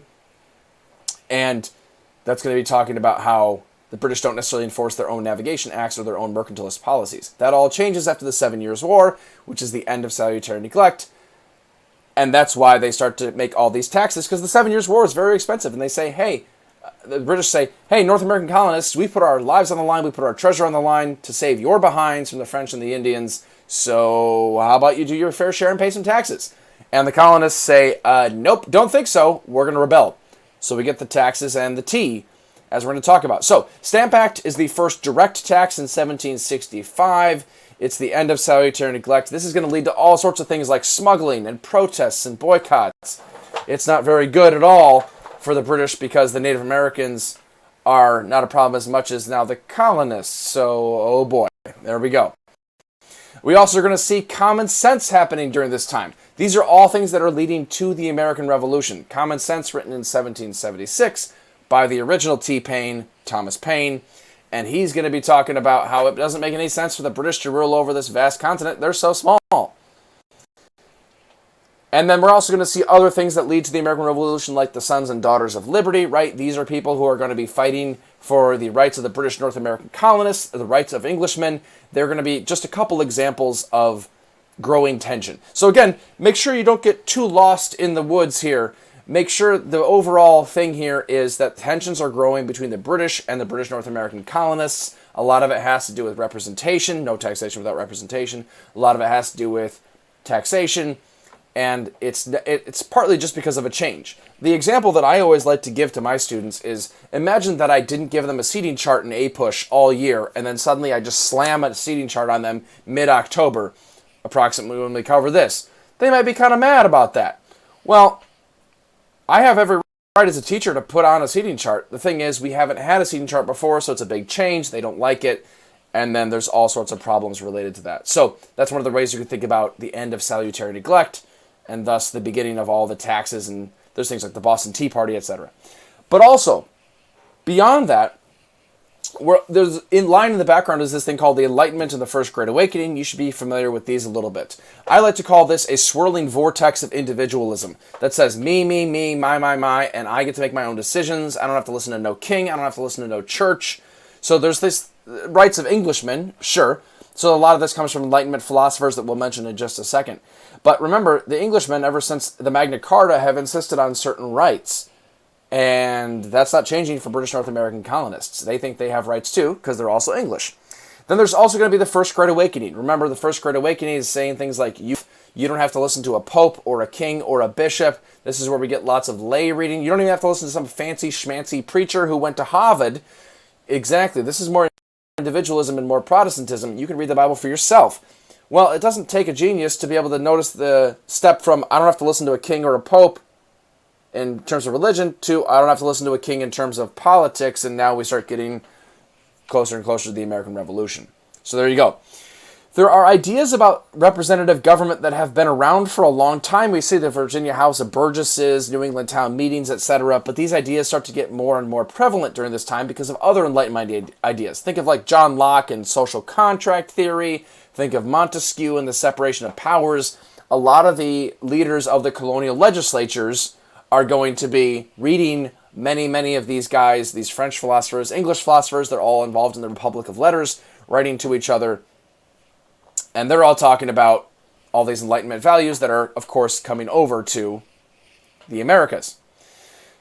Now we've gotten to the actual American Revolution. And remember, this is not, as much as some people would wish, this is not an AP military history course. So we are not super interested in talking about all the military technology or the military tactics of the American Revolution. We're more interested in what caused it. That's what we just covered.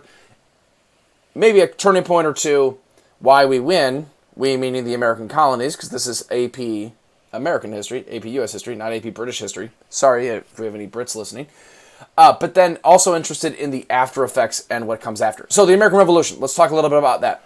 You should be aware that there are patriots and loyalists. Remember John Adams' famous estimation that about a third of British North American colonists at the time were loyalists, about a third were patriots, and about a third were like, I don't care, just don't leave me alone and don't burn my crops down. So be aware that there are some loyalists along the way, as well as some patriots. Please don't think that all colonists were in favor of the American Revolution, because that's certainly not true.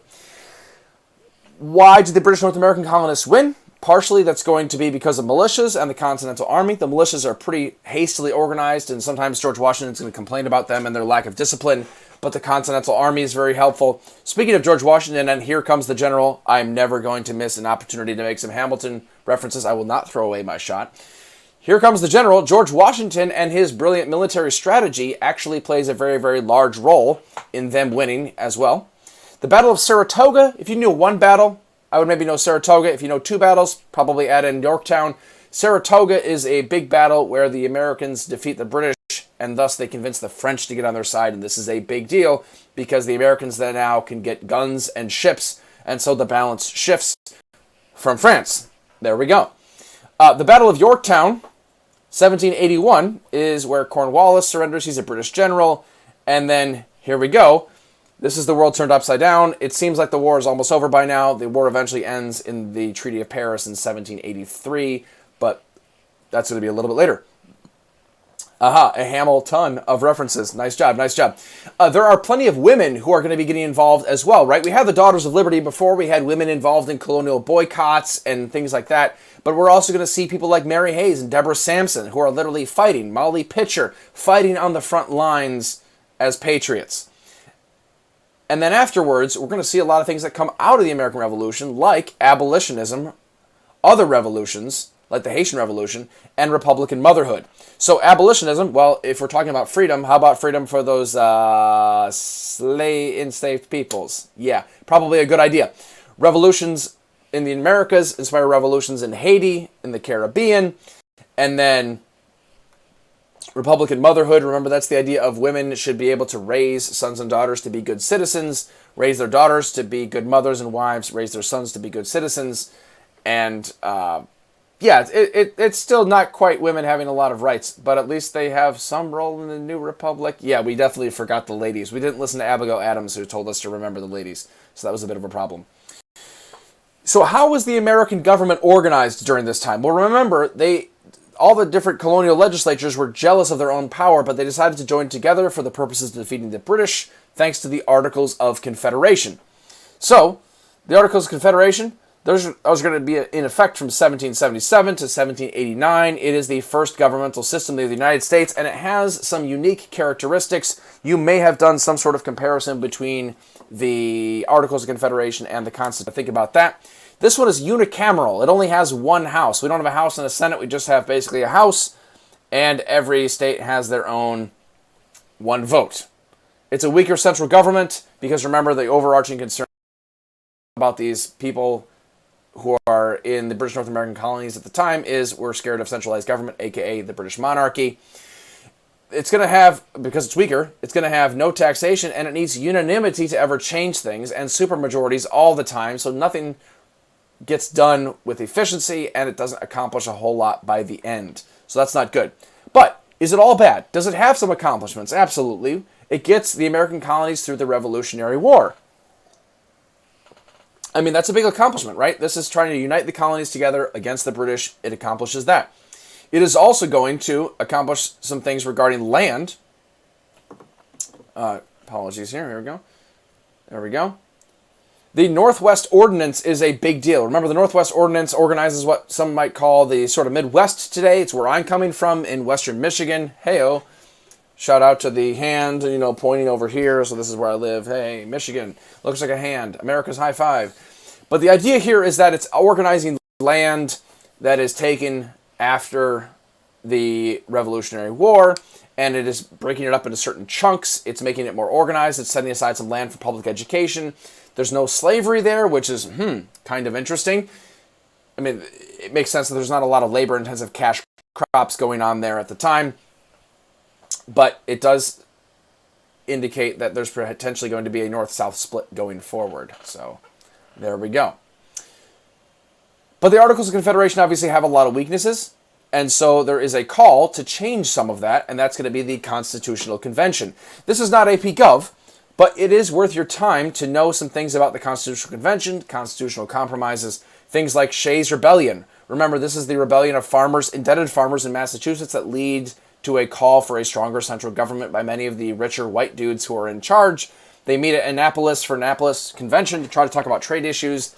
Doesn't quite solve anything. Let's move on. do it again another year. That's the Constitutional Convention. Initially, they're supposed to just revise the articles, but they end up actually writing a whole new constitution. There are many you should be familiar with along the way. There's things like the Great Compromise, brokered by Connecticut's Roger Sherman, right? The bicameral legislature. As you can see here, the Capitol has both a House and a Senate. Big states like the House, small states like the Senate.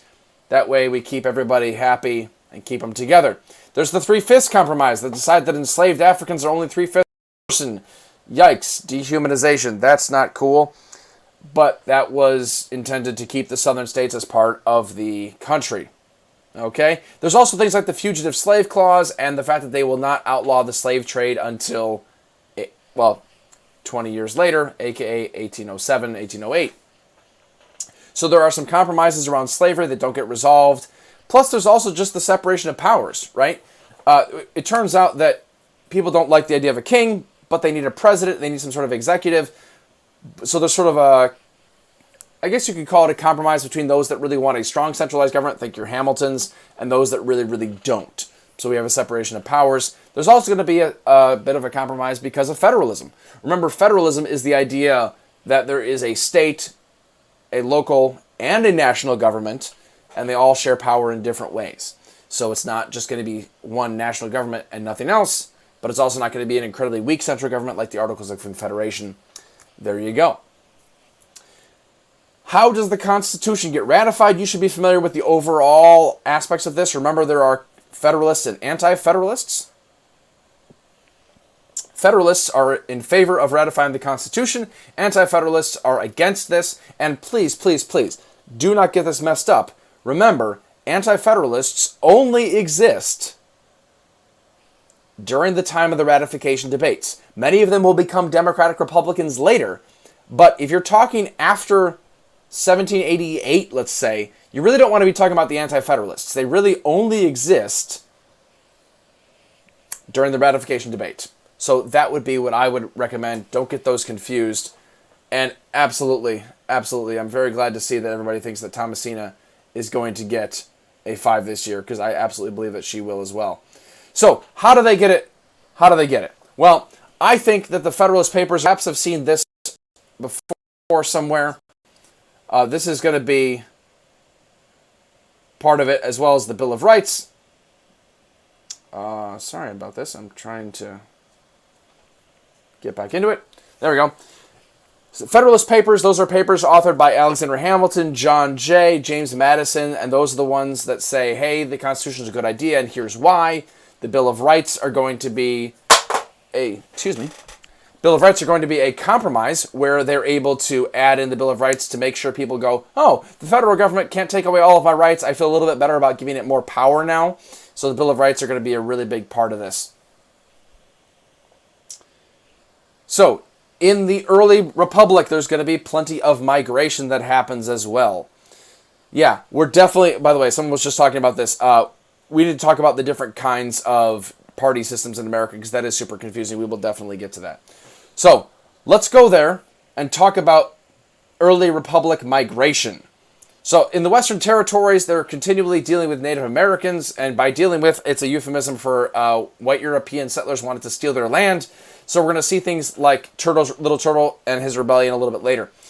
Jay's Treaty is going to be very widely unpopular, but the idea here is we need to get the British out of their forts in the Midwest, think Northwest Territories and Canada, get them to respect us, and then the United States is able to get territory all the way from the East Coast all the way to the Mississippi River. There's going to be other treaties like Pinckney's Treaty that gives us access to the Mississippi River, as well as to New Orleans. That's negotiated with Spain. There's the Whiskey Rebellion. Remember, that's where George Washington has to call out the troops. There might be some problems there when it comes to the strength of the federal government. Thankfully, he's able to put it down for some people. But this just shows that there are some tensions between backcountry folks and the coastal elites that are a little bit richer. Remember that the cotton gin is patented in time. This is going to lead to an explosion of slavery. One of the reasons that the founders were so comfortable kicking the can down the road with slavery or compromising on slavery is because they thought slavery would eventually go away like it was in the North. And it turns out it didn't really do that very well. And so, the cotton gin leads to an expansion of slavery That's not good. And then don't forget, we also have Junipero Serra and the California missions. There are still some Spanish settlers out west in the American Southwest. Don't forget about them. They are fairly important when it comes to migration during this time period as well. Absolutely. So, just to review, Native Americans out west, Jay's Treaty about British forts, Pinckney's Treaty about access to the Mississippi through New Orleans to the port, Whiskey Rebellion illustrates coastal elites versus backcountry folks, and then Cotton Gin leads to an expansion of slavery. Shoot. All right. Let's talk about the government. We are almost done with this. Let's talk about George Washington's administration. Remember, he is the first American president. Hopefully, we're slightly familiar with that. So, Washington's administration, he is the first president, and we're going to see problems between Hamilton and Jefferson. Remember, Hamilton is his Secretary of Treasury, Jefferson is his Secretary of State, and we're going to see the two of them duking it out in his cabinet over all sorts of issues, like revolution. We're going to see them talking about banking. Should we have a national bank? Should we have a national debt? Federalism. Who should have more power, states or national government? And then eventually, those two sides are going to coalesce into the Federalists and the Democratic Republicans, the first two parties in American history, even though Washington didn't want parties. Yeah, that's kind of sad. But we have different ideas. Different parties can represent those ideas. And so we'll talk about that a little bit later, too. George Washington's farewell address is something to be aware of. Remember, he says stay out of entangling alliances. I don't know about you. My class just started covering World War II, the Cold War, where the United States is definitely getting involved in world affairs. So George Washington's farewell address definitely influences American foreign policy for quite a long time. Oh, here we go. Ladies and gentlemen, the moment you've been waiting for. Here we go. Let's talk some Hamilton and Jefferson by looking at Cabinet Battle number 1. So I don't know how familiar you folks are with Hamilton, but if you haven't seen it, awesome. Please see it. It's on Disney+. This is going to be great. I would like to do some of this for you, and I would like us to be able to follow along here. So, speaking, we got Washington, Jefferson, then we got Hamilton. They're going to be talking about all sorts of events, like state debts. Should they assume them or not? We have a whiskey tax. Should we have a national bank? What about North versus South over slavery? We got foreign affairs. Should we side with the French like Jefferson wants or with the British? All kinds of stuff. And then liberty versus order kind of in general. So, we got Washington, Jefferson, Hamilton in that order. If you have access to the slides, which you should, you can click on Cabinet Battle number 1 and you can see we got ourselves a handy-dandy lyrics there that you can see. All right, we're going to try this out. So I just took off my headphones and removed my microphone so that way we can try to get some background music as we go through this. So let's get some background music. Let's lay down a beat and let's get ready to do some reviewing via rapping. Here we go. So the first cabinet battle. Here we go. Ladies and gentlemen, you could have been anywhere in the world tonight, but you're here with us on this 5-0 live stream. Are you ready for a cabinet meeting? The issue on the table, Secretary Hamilton's plan to assume state debt and establish a national bank. Secretary Jefferson, he has the floor first. He said, life, liberty, and the pursuit of happiness. We fought for these ideals, we shouldn't settle for less. These are wise words, enterprising men quote them. Don't act surprised, you guys, cause I wrote them. Oh, but Hamilton forgets. His plan would have the government assume states' debt. Now, place your bets as to who that benefits. The very seat of government where Hamilton sits. Not true. Oh, if the shoe fits, wear it. If New York's in debt, why should Virginia bear it? Our debts are paid, I'm afraid. Don't tax the South, because we got it made in the shade. In Virginia, we plant seeds in the ground. We create. You just want to move our money around. This financial plan is an outrageous demand, and it's too many dang pages for any man to understand. Stand with me in the land of the free and pray to God we never see Hamilton's candidacy. Look, when Britain taxed our tea, we got frisky. Imagine what gonna happen when you try to tax our whiskey. Woo! Here comes Secretary Hamilton. His response. He says, Thomas, that was a real nice declaration. Welcome to the present. We're running a real nation. Would you like to join us? Or stay mellow doing whatever the heck it is you do in Monticello? If we assume the debt union gets a new line of credit, a financial diuretic, how do you not get it? If we're aggressive and competitive, the union gets a boost. You'd rather give it a sedative? A civics lesson from a slaver? Hey neighbor, your debts are paid because you don't pay for labor. We plant seeds in the South, we create. Yeah, keep ranting. We know who's really doing the planted slaves. And another thing, Mr. Age of Enlightenment, don't lecture me about the war. You didn't fight in it. You think I'm frightened of you, man? We almost died in a trench while you were off getting high with the French. Thomas Jefferson, always hesitant with the president. Reticent, there isn't a plan he doesn't jettison. Madison, you mad as a hatter, son, take your medicine. Dang, you in worse shape than the national debt is in. Sitting there useless as two spits. Hey, turn around, bend over, I'll show you where my shoe fits. And then Washington has to break them up. Whew, that was a little bit much. Hopefully, it didn't cut out during this time period. Oh my goodness. Let's see if we can put these back in. Alrighty. Hopefully that cabinet battle was somewhat okay. And hopefully you learned something from it. Review the lyrics some other time, but notice they're talking about all kinds of stuff. And man, if you're not studying to the Hamilton soundtrack for APUSH, I don't know what you're doing with your life. So, yeah, you don't have the votes.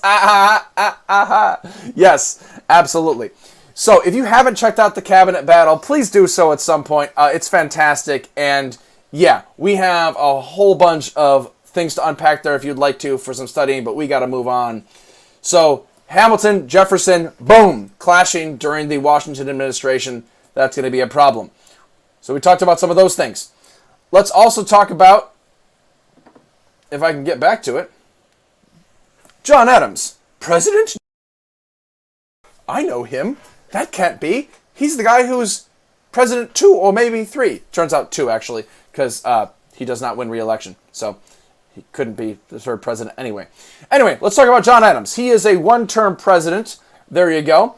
And he's going to be in charge when we're dealing with the quasi-war. Remember, this is with France. This is talking about, okay, are we going to get on the side of the French or the British? We choose the British kind of for right now, even though the French were our allies before, because they've had that whole revolution. So there you go. The quasi-war, this is the XYZ affair. This is Citizen Genet. There's a whole bunch of stuff happening. Most importantly, of course, would be the Alien and Sedition Acts, where he's saying you can't even criticize the president, and I'm going to lock you up. It's a severe curtailment or taking away of civil liberties. The Kentucky-Virginia resolutions are written by Jefferson and Madison to be able to argue against this. Either way, Alien and Sedition Acts, I would know those because it's taking away civil liberties during wartime, a topic that comes up again and again. So there you go. Also be aware that he appoints John Marshall as one of his midnight judges, right? Last minute, he puts in John Marshall. John Marshall, going to be very important in period 4. We will get there. So there you go. John Adams, he's our 2nd president. And then we got a couple things to wrap up here. National identity and culture. We start to get things like American English scenario. We start to drop, well, you know, like we start spelling things differently, right? We start to take the U out of things. So when Britain asks, what are you doing? We say, we're removing U because we're doing this breakup thing. Phyllis Wheatley, remember, a famous enslaved African-American woman who writes fantastic poetry. We start to see American poetry as distinct from English poetry, from England. We have Gilbert Stuart in American art. There's an example of one of his famous paintings of George Washington. A lot of it's like, here, look at me. I'm in this portrait. Somewhat English style, but somewhat new. And then we also have neoclassicism and American architecture. Now, I'm not worried that you know what all of these things are, but just realize that America is beginning to say, hey, look, I'm not just British, I'm now American too. So we're channeling our inner Greece and Rome with some of that neoclassicism and American architecture, but we're also putting our own spin on it. So, one last time. Another Hamilton reference there. The Revolutionary War, before, during, after. That's one of our big topics. The new government, see Washington and Adams. That's another big topic. And then migration and trade, out west, Northwest Ordinance, conflicts with Native Americans, etc. A lot of good stuff there. So that would be our last time to talk about the overview. Questions. What I'm going to do now is I'm going to open up the question and answers section. Hopefully this will work nicely for us. If you have a question, you can go ahead and put it into the, if it's like a larger overall question, put that into the question and answer segment. I believe it's below this stream somewhere. Otherwise, Thomasina can help us out in the chat with how to find that from your end. And you can upvote that. I'm going to give us a little bit of time to do that now. I'm going to probably answer them later because we need to get in some practice questions, but I wanted to give you a chance. We just went over a bunch of content. Let's talk about which ones that might be useful. So put them in there. Take a look through some of them. Like the ones that you want to have answered yourself. I'm glad this seems to be working pretty well. This is good. This is good. The Q&A right below this chat. Excellent. All right. While people are looking at the Q&A, let's go into some practice questions. Our first practice question is going to be this one. And I'm going to put a poll, open a poll for you. So Patrick Henry, delegate to the Virginia State Constitutional Ratification Convention given June 1788, which does he support, or would he likely support based on this particular excerpt? I'm going to show your options here. Not surprisingly, your options are A, B, or C. A, B, C, or D, sorry. But that hides my slides a little bit too much. So you can go right below it, and that should work pretty well. Do you think it's A, B, C, or D? We got some votes rolling in. This is working out well. While we're trying to vote, I'm going to talk this through a little bit. Looks like he says, here is a resolution to approve the Constitution that's as radical as that which separated us from Great Britain. It's radical because our rights and privileges are endangered. Oh, that's never good. The sovereignty of the states will be relinquished, given away. Rights of conscience, trial by jury, liberty of the press are rendered insecure. Well, that doesn't sound good. It sounds like he's worried about his rights getting taken away. So it sounds like he's not super hot on the constitutional ratification in general. Now, why might that be? Why is he worried about his rights getting taken away? Who or what might be taking away his rights? That's probably going to be a strong central government, which means that he is worried about the government being too strong, which means that our answer is going to be... Let me see if I can make this show up here.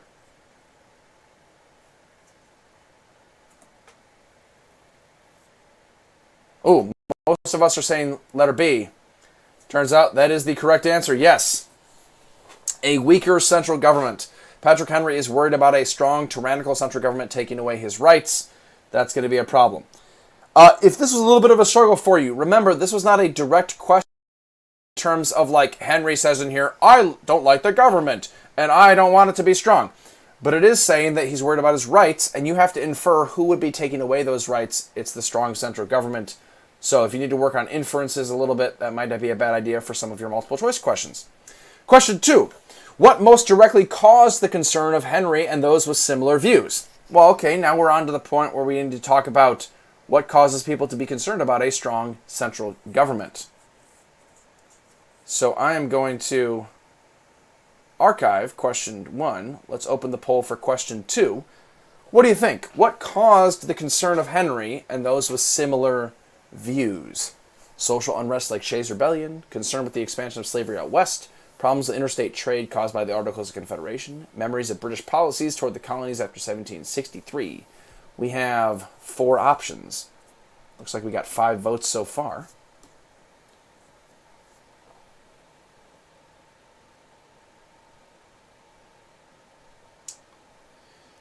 Yeah, inferencing. I'm glad some of you are liking that. That's the way to go, right? Got to work on that. And honestly, it's one of those things that just gets easier with practice, right? So we're going to be continuing to do these, and I urge you to... For sake of time, we're going to go along. Looks like many of us, looks like 82% of us said D, and that's good because that would be the answer. Yeah, think the British policies toward the Americas that take away some of their trials, like the Admiralty courts that start trying American citizens, the Stamp Act, muzzling the press, things like that. So the poll is now closed. It's now published. Many of us got it right. Shays' Rebellion is going to lead people to want a strong constitution, and then same with the Articles of Confederation. That's going to lead people to want a strong constitution. He doesn't want one of those. All right, then last multiple choice question for today is going to be this. Which of the following events helped opponents of Henry succeed in their goals? First of all, we have to figure out who are opponents of Henry, and it sounds like he's against the Constitution, so we want those who are in favor of the Constitution. That's probably going to be the Federalists. So which of the following events help the Federalists succeed in their goals of getting the Constitution ratified? There we go.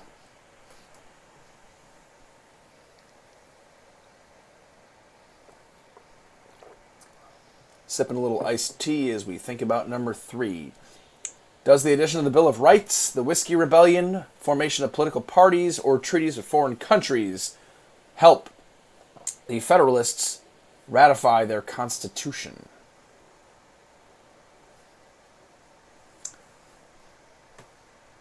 Well, let's see here. We got about 40 votes or so. We have at least one vote for every option. So as a person who wrote this question, I am very flattered that some of you chose at least one person chose at least all these options, so it wasn't just a gimme, and none of these were complete duds. So I appreciate that. Here we go. Number 3. It's gonna be, as many of you said, letter A. Letter A, the addition of the Bill of Rights. Letter B is a reason why people want the Constitution to be written or the Constitutional Convention. Political parties is not going to happen yet. That's just chronologically out of the way. And treaties with foreign countries, again, too late and sort of unrelated at this point. But yes, the Bill of Rights is one of 2 ways in which the Federalists get their Constitution ratified. Okay. So now to move on to some practice short answer questions.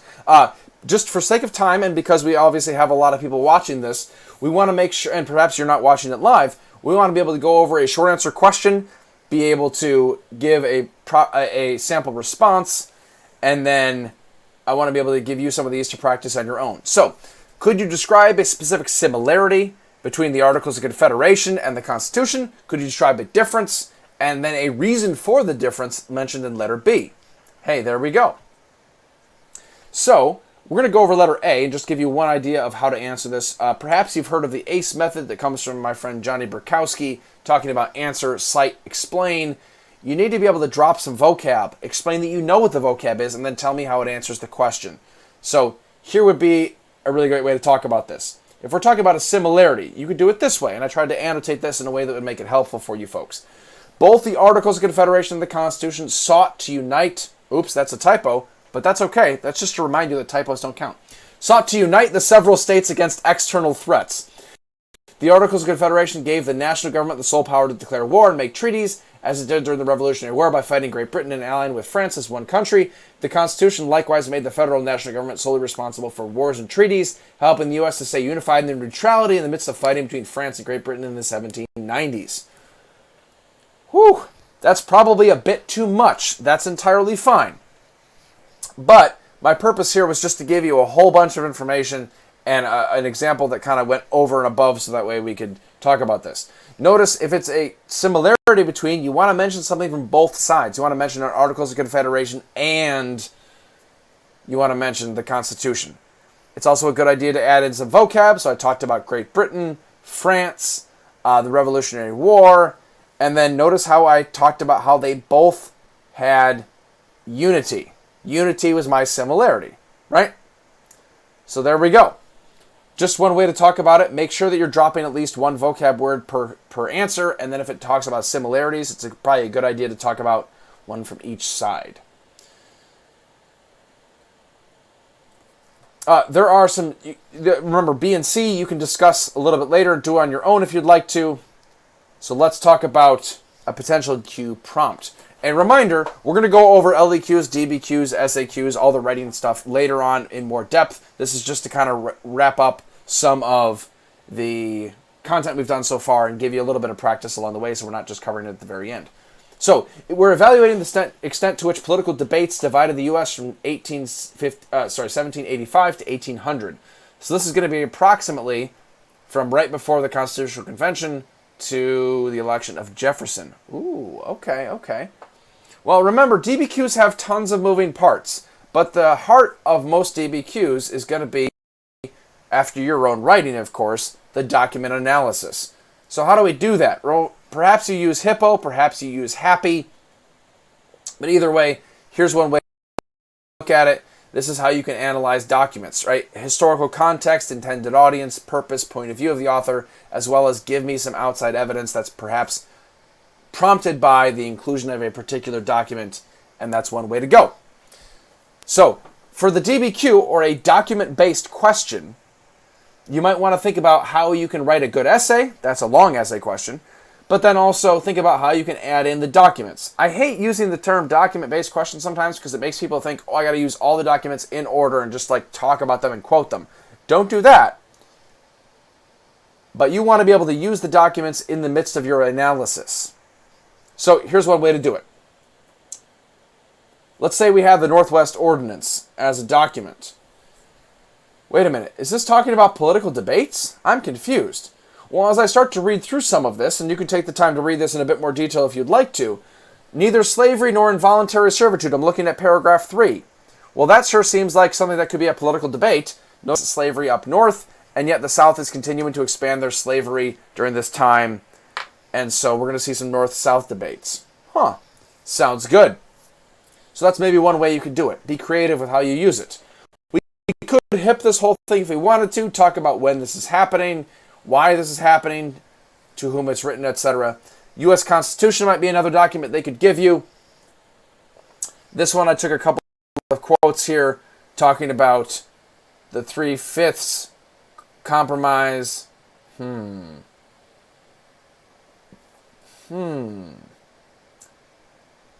As well as the, we're not going to ban the international slave trade. Notice the term slave is not used, but sounds like I've already seen a connection here that could talk about slavery, sectional tensions. As you read through these documents, it's always a good idea to be thinking about what to each other. Perhaps can I put them into a common paragraph of some sort? That'd be one way to do it. Let's say we had an essay by Alexander Hamilton. Turns out this is a Federalist paper. And he is saying, it has been frequently remarked, seems to have been reserved to the people of this country to decide the important question whether societies of men are really capable of establishing good government. And then the last sentence there, if you're like, I don't even know what that means, look at that last sentence. I am clearly of the opinion it is your interest to adopt the new Constitution. Oh, okay.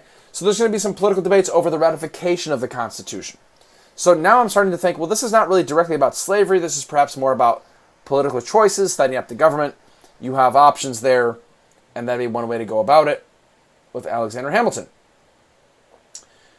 There are a ton of different documents that you could use. I'm just giving you some right here, and they're all involved in the slides. So if you'd like to take some time to practice, tie some of these documents back to the political debates in your own way. We got the Virginia and Kentucky resolutions.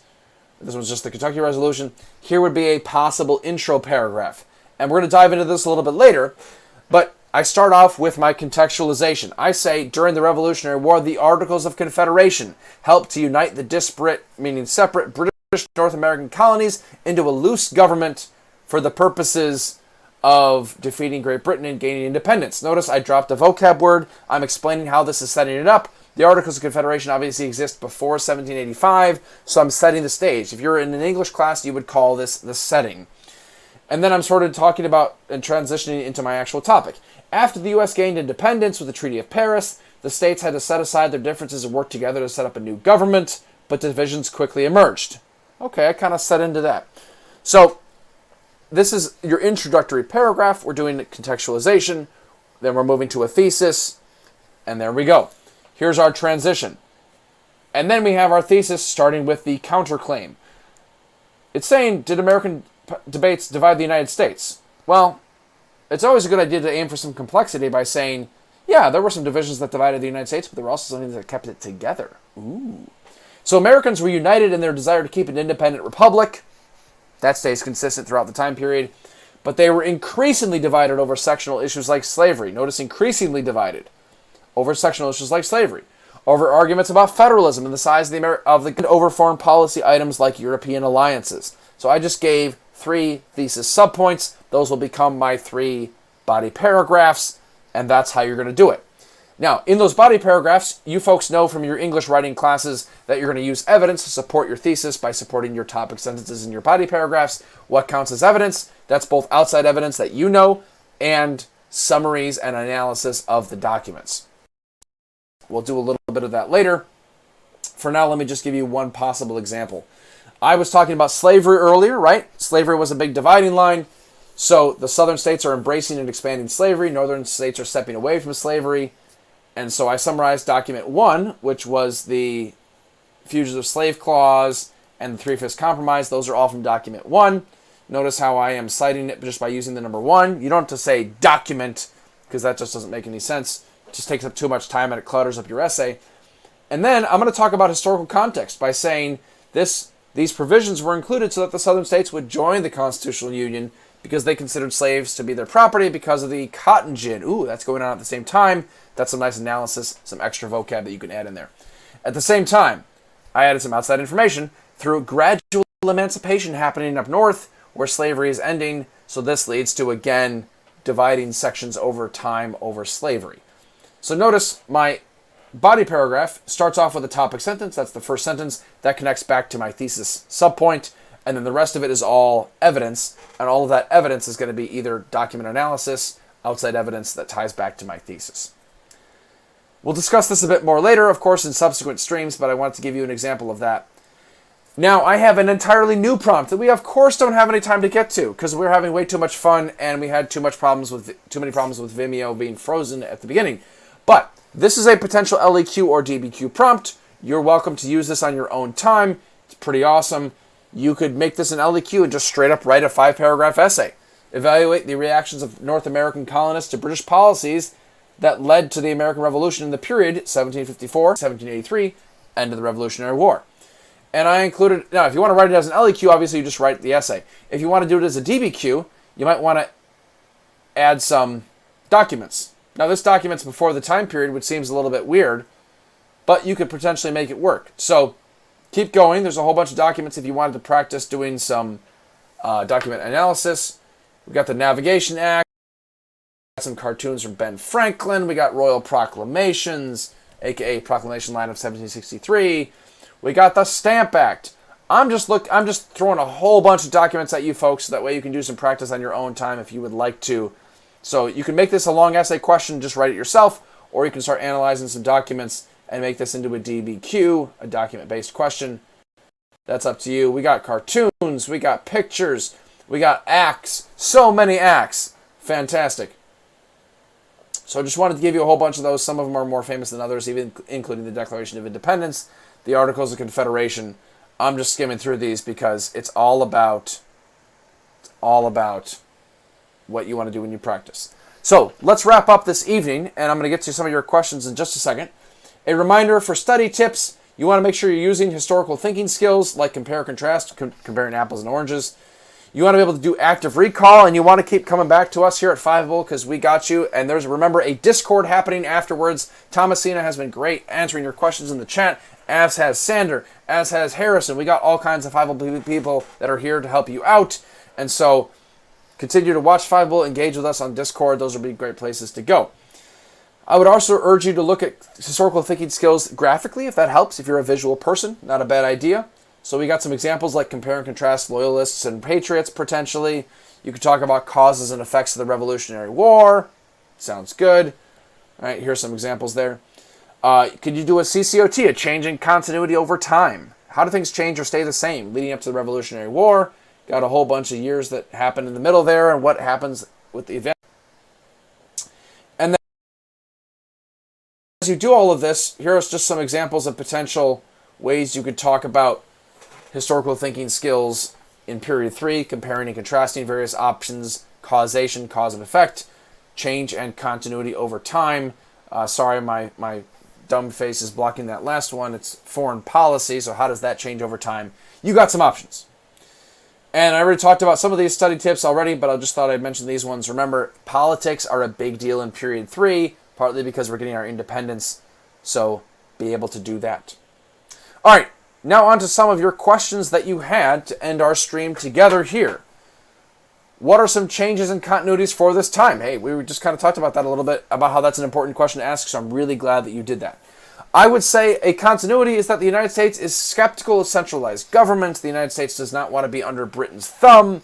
And yet a lot of changes are realizing, hey, maybe a constitution is necessary. Maybe revolution is necessary, even though we believe in the rights of Englishmen the whole time. Maybe the rights of Englishmen involve independence. Maybe the rights of Englishmen involve having a president who's kind of king-like in some people's minds. So those would be some great ways to think about that. So, changes and continuities for this time. Think about ways politics change. They have the same concerns. Slavery continues to be an issue that divides.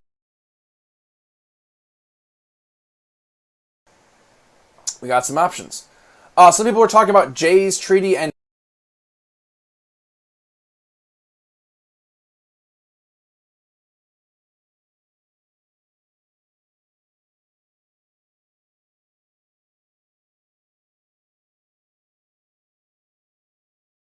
for some of those things.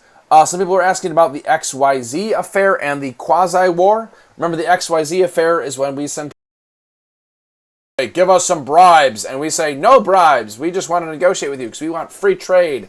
And the three people that were allegedly soliciting or asking for bribes were codenamed X, Y, and Z because we didn't want to expose them publicly. Well, after we refused to pay their bribe, we had this thing called the quasi-war. It wasn't an official war, but the idea was that we were trying to trade with Britain and France, neither of whom liked us trading with the other person. So it turns into a quasi-war when the French keep attacking our ships. By the way, look up the XYZ affair on an animated movie that maybe some of you have seen where it talks about the French are attacking American ships. And it's really fun. It involves like an opera. So look for that. It's kind of an old school animation, but it's a lot of fun. Let's see. We had ourselves the Whiskey Rebellion. So Hamilton's financial plan for the government involves a whiskey tax, which is an easy way to make some money. The problem is farmers who make whiskey makes it more expensive. They don't like that. And so the next thing you know, we have farming to pay the whiskey tax. And this is going to be a problem where Washington has to potentially call it the army and put them down. Thankfully, it manages to dissipate. But the idea here is that there is still some rebellion, especially amongst backcountry folks. And Jefferson likes this because he likes rebellion. Hamilton does not because he likes more order and centralized government. So we got options. We talked about some of those things. Alexis kind of asked a general question here. Best ways we can review for this period outside of cram sessions. Again, I gave you lots of practice questions that we didn't necessarily get to today. So if you have some time to do some practice questions, that would be one way to do it. That I think would be very effective. I would also make sure you're quizzing yourself. Remember I talked about active recall? That means quizzing yourself. Don't just reread your notes. Don't just reread your chapters. Don't just watch a video and just stare at it the whole time. Your brain needs to work to remember things, and the harder it works to remember things, the better it remembers it later. That's just psychology. So I would quiz yourself. That involves Quizlets. That involves mind mapping. That involves, all right, I'm going to do a practice prompt. I'm not going to look at the answers. I'm not going to look at my book. I'm just going to write everything that I can, do my best. Those would be some options. Dan was asking if I could do a Guns and Ships cover. Not this time, unfortunately, but I'm glad that my rapping last song during the stream didn't scare you off too much. And then we got some other ones asking about, let's see. Oh, asking about the political parties. We'll discuss political parties a little bit more next time, so that should be really, really good. All right, well, we are over the time. I tried to make up a little bit of that choppiness early on. So, we're cutting out a lot too. Shoot, that's not fun. Hopefully it's getting a little bit better, but hopefully we were able to answer some of your questions. So, remember, we got APUSH trivia. This is super exciting. We get APUSH trivia. Here are links to all the trivia. Feel free to go along with some of that if you'd like to. And this would be a great way to quiz yourself, as we were talking about active recall. This is a great way to quiz yourself. Go do some APUSH trivia. Review what you just learned in class or what you just reviewed in this cram session in the Unit 3 trivia coming up. And then, of course, we have the conversation continuing on the Fiveable forums in Discord, led by our very own Thomasina. She's awesome. It's happening right after this. It's going to be fantastic. So I hope you folks have learned some stuff, or at least you've reviewed some stuff that you already previously learned. We are here next week going over Unit 4. We got you. We are into this together. So you've got this. This is why we call it 5able, right? I think you folks are able to get a 5. You can do it. We're on our good road together. We just reviewed a ton of stuff. You just did a ton of work. So kudos to you for putting in the work. Nice job. We'll see you next time. Have a